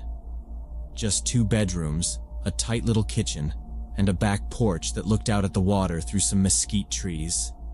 It smelled a little like mildew when I first moved in, probably from sitting empty too long, but I figured I'd air it out. One weekend in early March, after a heavy rainstorm, I opened up Ethan's window to let the breeze clear out the musty smell in his room. The air was cool and damp, and it actually helped a lot. I just forgot to close it all the way after. That first weekend Ethan stayed. I noticed he kept glancing at that window when he was supposed to be sleeping. At breakfast, he looked tired and said the talking lady wouldn't leave him alone. I assumed it was just a dream or some imaginary thing he made up because of all the changes happening in his life. I didn't want to make a big deal out of it, so I told him he was safe with me, and nobody was getting in that house without my say-so. The next visit, Ethan got more upset. He said the lady came back and stood in the corner of his room all night. Same spot every time, right by the window. I checked the locks again and showed him the window was closed now, but he still didn't sleep well. He woke me up twice, crying, said she was whispering stuff he didn't understand and that her face was angry. I turned on all the lights and checked every closet. Nothing there, just an old dresser and his toy chest. But the way he looked at that corner, like something invisible was standing there, made me feel a little weird. I moved his bed to the other side of the room just to help him relax. The next weekend, same thing. Woke up crying, said she wouldn't go away. Always the same description. Same spot. I decided to set up one of those baby monitors with sound and a little camera. Nothing fancy, just so I could hear him from my room. I didn't tell him about it because I didn't want to spook him, but I was starting to think maybe he was having night terrors or something. During the days he was fine, laughing, drawing, eating, but at night he looked drained, like he hadn't slept in days. One morning I found him sitting on the hallway floor wrapped in a blanket. Said he couldn't stay in his room anymore. I asked his mom if he was acting weird at her place. She said no. He slept fine at her house. That confused me. I started to wonder if maybe it wasn't just in his head. Maybe something about that room, drafts, creaky walls, a weird smell, was freaking him out. I checked again, felt around the walls, the window, the floorboards. I even looked outside under that window, thinking maybe animals were getting up close and scratching or something. But I found nothing. Just leaves and dirt. That Saturday night I decided to stay up. I kept the monitor next to me and set an alarm for every 2 hours. I figured I'd get up and check on him before he had a chance to get scared. Around 2:30 a.m., I heard some rustling on the monitor. Not crying, not talking, just a kind of shifting noise, like sheets moving. I went down the hall and peeked in. Ethan was sitting up in bed, staring right at that corner. He didn't see me at first. He was whispering something under his breath. I stepped in fast and flicked on the light. He jumped like he'd been hit. His face went pale. He said, "She's mad you scared her." I asked who, and he just kept saying, "The talkin' lady." The air felt off in that room, like heavy and warm, even with the AC on.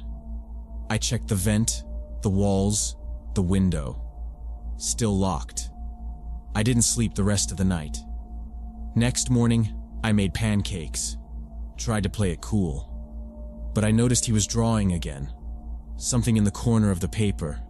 A figure with a big mouth and wide eyes. The same figure in every drawing that weekend. Same position.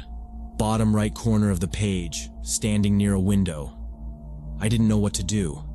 I didn't believe in ghosts or anything like that. But something was wrong. Not with the house, maybe, but with how my kid acted when he was inside it. That night I turned the baby monitor volume all the way up. I set up a small camping lantern in his room so it wouldn't be totally dark. Around 1 a.m., I heard a sharp noise, like a breath catching, followed by Ethan gasping. I ran down the hall. The door was slightly ajar. He was in the middle of the floor, holding his knees to his chest. She got closer, he said. I looked at the monitor screen. It was fuzzed out, like old static. I tapped it. Nothing. I closed the window for good after that, screwed it shut with a bracket. I told Ethan we'd sleep in the living room from now on. He didn't ask why. He just nodded and curled up on the couch while I sat in the recliner with the monitor in my lap.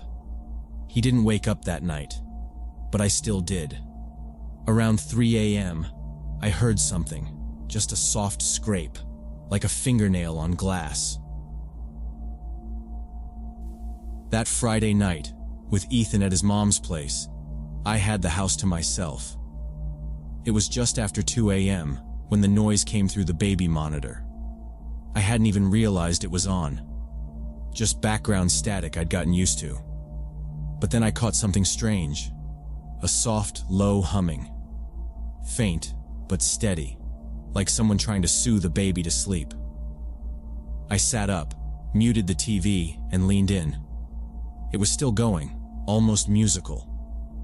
For a second, I thought maybe I'd left the monitor too close to another device, like the Wi-Fi router or something. Or maybe I was picking up audio from another house nearby. But then I heard it. A woman's voice, clear and smooth, like she was standing right in the room, said, "Ethan, honey, are you awake?" I froze. The voice wasn't mine. It wasn't his mom's. And Ethan wasn't even there. I grabbed the flashlight off the nightstand and walked down the hall slowly, staying close to the wall, trying not to breathe too loud. The baby monitor in my hand crackled once more, and I swear I heard the faint shuffle of movement right before I pushed the door open. The room was empty. Same as I'd left it earlier that day. The bed was made. The light from the hallway spilled across the floor, showing the edge of his nightstand, a few scattered books, and the little blue dinosaur lamp that hadn't worked in months. Nothing looked disturbed, except the window. It was cracked open again. Just a sliver, like someone had touched it recently. I closed it hard and locked it, then backed out of the room and shut the door. My hands were shaking. I didn't sleep. I sat on the couch staring at the hallway, the monitor in my lap, until the sun came up. Right after daybreak, I called my neighbor Dave. He's a retired Marine and owns a couple guns, including a shotgun he keeps by his front door. I told him what happened. Didn't even care if I sounded crazy. He was at my place 5 minutes later, boots on, shotgun slung over his shoulder, flashlight in hand. We started outside, circling the house slow, checking behind bushes and under the porch. It had rained lightly the night before, and the dirt along the side of the house was still soft. That's where we found them. Footprints. Small ones, like a woman's, not bare, shoes, but the same tread repeating in a weird looping pattern right under Ethan's window. The ground was all pressed down, the grass flattened. Some of the flowers along the wall trampled like someone had been standing there for a long time. Watching.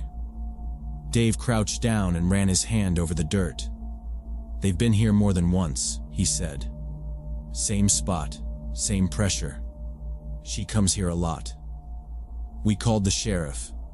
A deputy came out, asked a few questions, took some photos, but there wasn't much they could do. No signs of forced entry, no cameras, no witness. The most they could offer was extra patrols in the area for the next few weeks. That night, Dave brought over a thermos of coffee and we took shifts watching the house. He stayed up until midnight while I tried to nap. Then I took over from 2 until morning. Nobody came. No noise. No footsteps. Just a dead quiet yard and the sound of bugs clicking in the trees. But the next morning, we found someone in the backyard. Carol. She lives across the street. In her 60s, lives alone. Always kind of strange, but mostly harmless. Folks in the neighborhood look out for her. but she has episodes sometimes.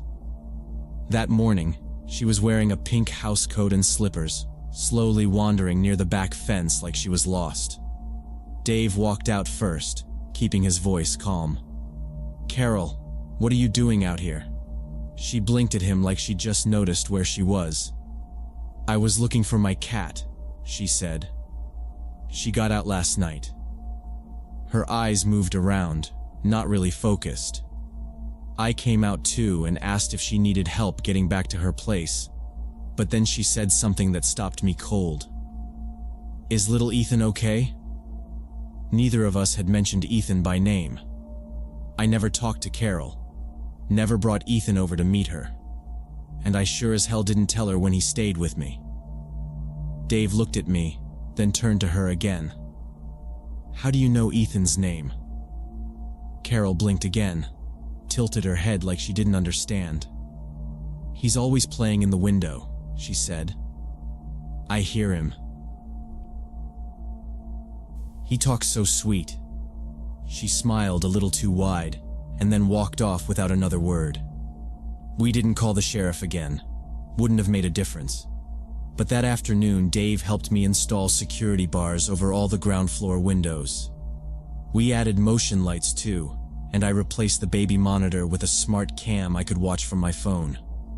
Now, when Ethan visits, I keep that baby monitor cranked to full volume. I walk the perimeter before bed and double-check every lock.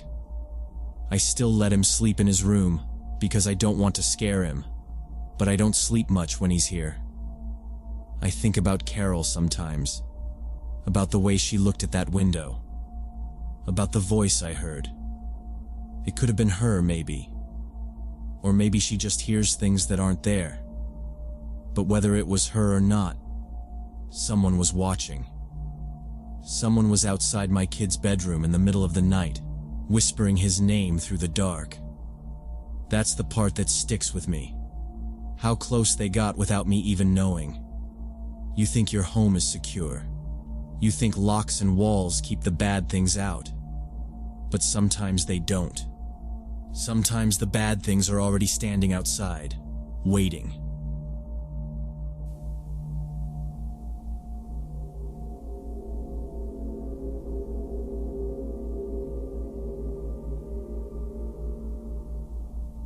Back in July 2011, me and my buddy Rick rented this private fishing lake up in the North Carolina mountains for a long weekend. It was about 5 acres, surrounded by thick forest, no other houses for miles in any direction. Total seclusion. The guy who owned it promised trophy bass and complete privacy. No permits, no other guests, no park rangers. We'd been planning it for months, just a couple days away from everything. Rick brought his old Coleman stove and a cooler full of beer and steaks. I had the tents, rods, and gear.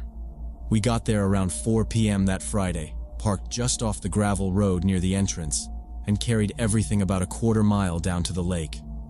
The path was narrow, barely a trail really, but we found a good spot with a small clearing close to the shore, maybe 10 feet from the water's edge.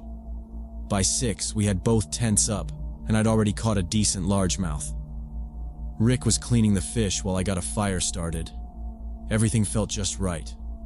Quiet except for the cicadas, wind in the trees, the occasional splash from the water.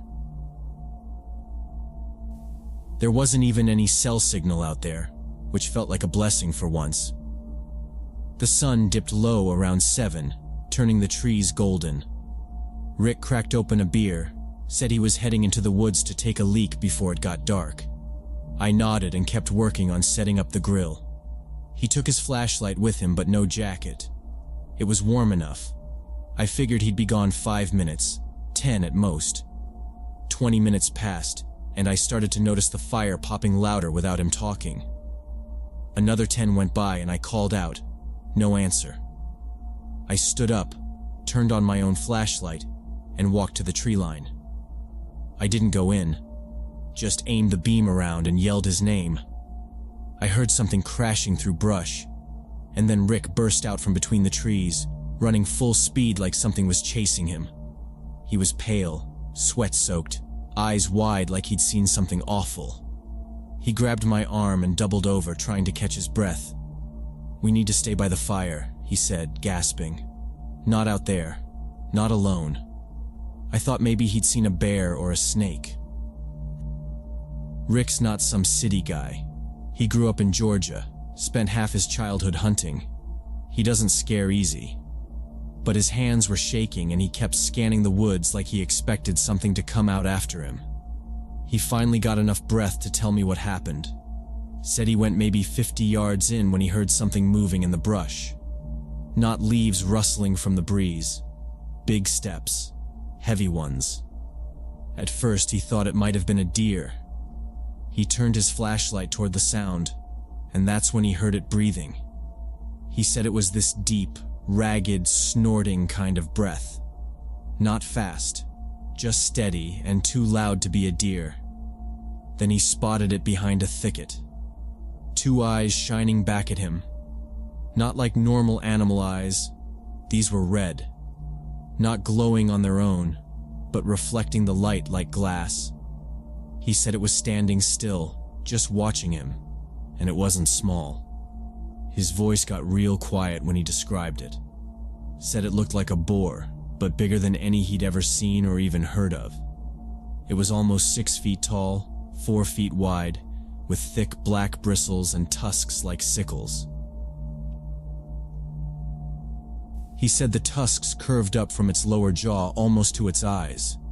Just standing there, not making a sound except that breathing. Rick backed away slow, not turning around. Said he felt like if he ran it'd come after him. He only bolted once he couldn't see it anymore through the brush. He didn't stop until he was back at camp. When he was done talking, he just sat down hard on one of the folding chairs, gripping the armrests like he didn't trust the ground. I didn't really know what to say. I believed he saw something, but wild pigs don't get that big. And boars don't usually stand still like that unless they're about to charge. We didn't see or hear anything else that night, but Rick didn't sleep in his own tent. He dragged his sleeping bag into mine and kept his knife in his hand the whole night. Every time a twig snapped or a fish splashed, he tensed up like a spring. I don't think he shut his eyes for more than a minute at a time. We didn't see or hear anything else that weekend, but Rick refused to go back into those woods alone. I asked him a few times over the next couple months if he'd want to try again, maybe with better gear or just a shorter trip, but he wouldn't even consider it. By October, the leaves were starting to turn, and the temperature dropped just enough to keep most bugs and snakes away. Perfect fall fishing weather. I figured he'd just psyched himself out last time. Probably saw a bear or a wild hog and let his imagination run wild. I knew those woods could play tricks on you when the light got low. So I went back on my own. Same lake, same path, same clearing. Everything looked just like we left it. Fire pit still marked by blackened stones, logs still there for sitting. I got the tent set up just after noon and fished until sunset.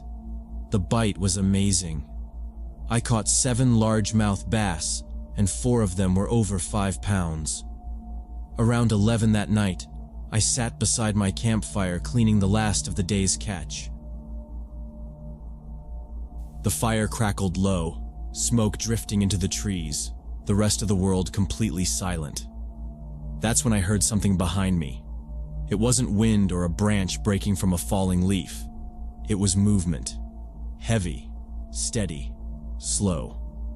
I froze, hand resting on the fillet knife, and listened.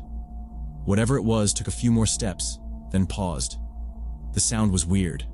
Not a clean 4-beat walk like a deer or a dog, but lopsided. 3 steps, then a shuffle, then 2 more. Like it had an injured leg or maybe was carrying something heavy. The trees were too dark to see more than a few feet past the firelight, so I just sat there waiting, every sense on edge. After about 5 minutes, the sounds faded into the woods. I told myself it was nothing. Probably a buck with a limp or a bear passing through. Still, I tossed a couple more logs on the fire and kept the knife close when I crawled into my sleeping bag. By 3 in the morning, I was fast asleep when something loud snapped me awake. It was snorting, deep, wet, animal snorts, and heavy footfalls circling my tent. Whatever it was close. I could hear each breath, and each one sounded thick, labored. The kind of sound a large animal makes when it's sniffing hard through wet nostrils. It grunted with each step, and the ground trembled when it moved. I could hear claws or hooves dragging over rocks just inches from my head. The smell hit me next, something awful. Rotten meat, moldy fur, and something sharp and chemical I couldn't name. I lay there frozen, gripping my knife in the dark. No flashlight, no gun. Just thin nylon walls and a 6-inch blade between me and whatever was out there. Then it got worse. The thing reared up. I could hear the shift in weight, the sudden stillness, and then its full weight came against the side of the tent. The wall bowed in, and I could see the outline of its head and shoulders, broad and hunched, with a long, curved snout that shadowed over me like a club. It didn't move for a long time. Just pressed there, breathing, dripping something onto the tent floor. I didn't move. I didn't breathe. I just stared at that shape, half expecting it to tear straight through the wall and end it. But it didn't. It backed off after what felt like forever. Then I heard it sniffing along the ground outside, moving toward the edge of the campsite. It found the bag of tackle I'd left beside a log, my mistake, and started tearing into it. The sounds it made were unreal, like a dog with a bone, but 10 times louder. The plastic crunched, the metal hooks popped and snapped. I could hear it chewing on things no animal should be able to chew. Some of those lures had steel leaders and treble hooks. Didn't matter. It sounded like it was enjoying it, letting out these deep, satisfied grunts as it chewed. There was one moment where it made this low rumble, not loud, but deep enough that I felt it through the dirt. My ears popped. My chest vibrated. I don't know what that was. An exhale, a warning, a signal. But it felt like it came from something too big to exist in those woods. After maybe an hour, the chewing stopped. I heard it stomp once, then twice, and then it crashed back through the trees like a truck made of bones and gristle. I lay there until dawn, every sound after that twisting my nerves tighter. I didn't even zip the sleeping bag, just waited, knife in hand, eyes wide. As soon as the sky started to gray, I unzipped the tent and packed everything with shaking hands. No breakfast, no coffee, no second thoughts. The air still stank of rot and wet animal, and there were broken lures scattered everywhere. Some of the metal was bent, teeth marks gouged into the plastic. I found one hook buried in the dirt, snapped in half. I didn't look back when I left. I hiked the half-mile to the truck with my head on a swivel, heart pounding, expecting to see movement behind every tree. But nothing followed me. Nothing showed itself. I've fished all over the Appalachians, from creeks barely wide enough to step across to lakes deep enough to swallow a house. I've seen black bears, copperheads, and once a cougar back in '07. But I've never been that scared before. I've never felt that watched. Whatever lives near that lake doesn't want company, and I don't plan to give it any ever again.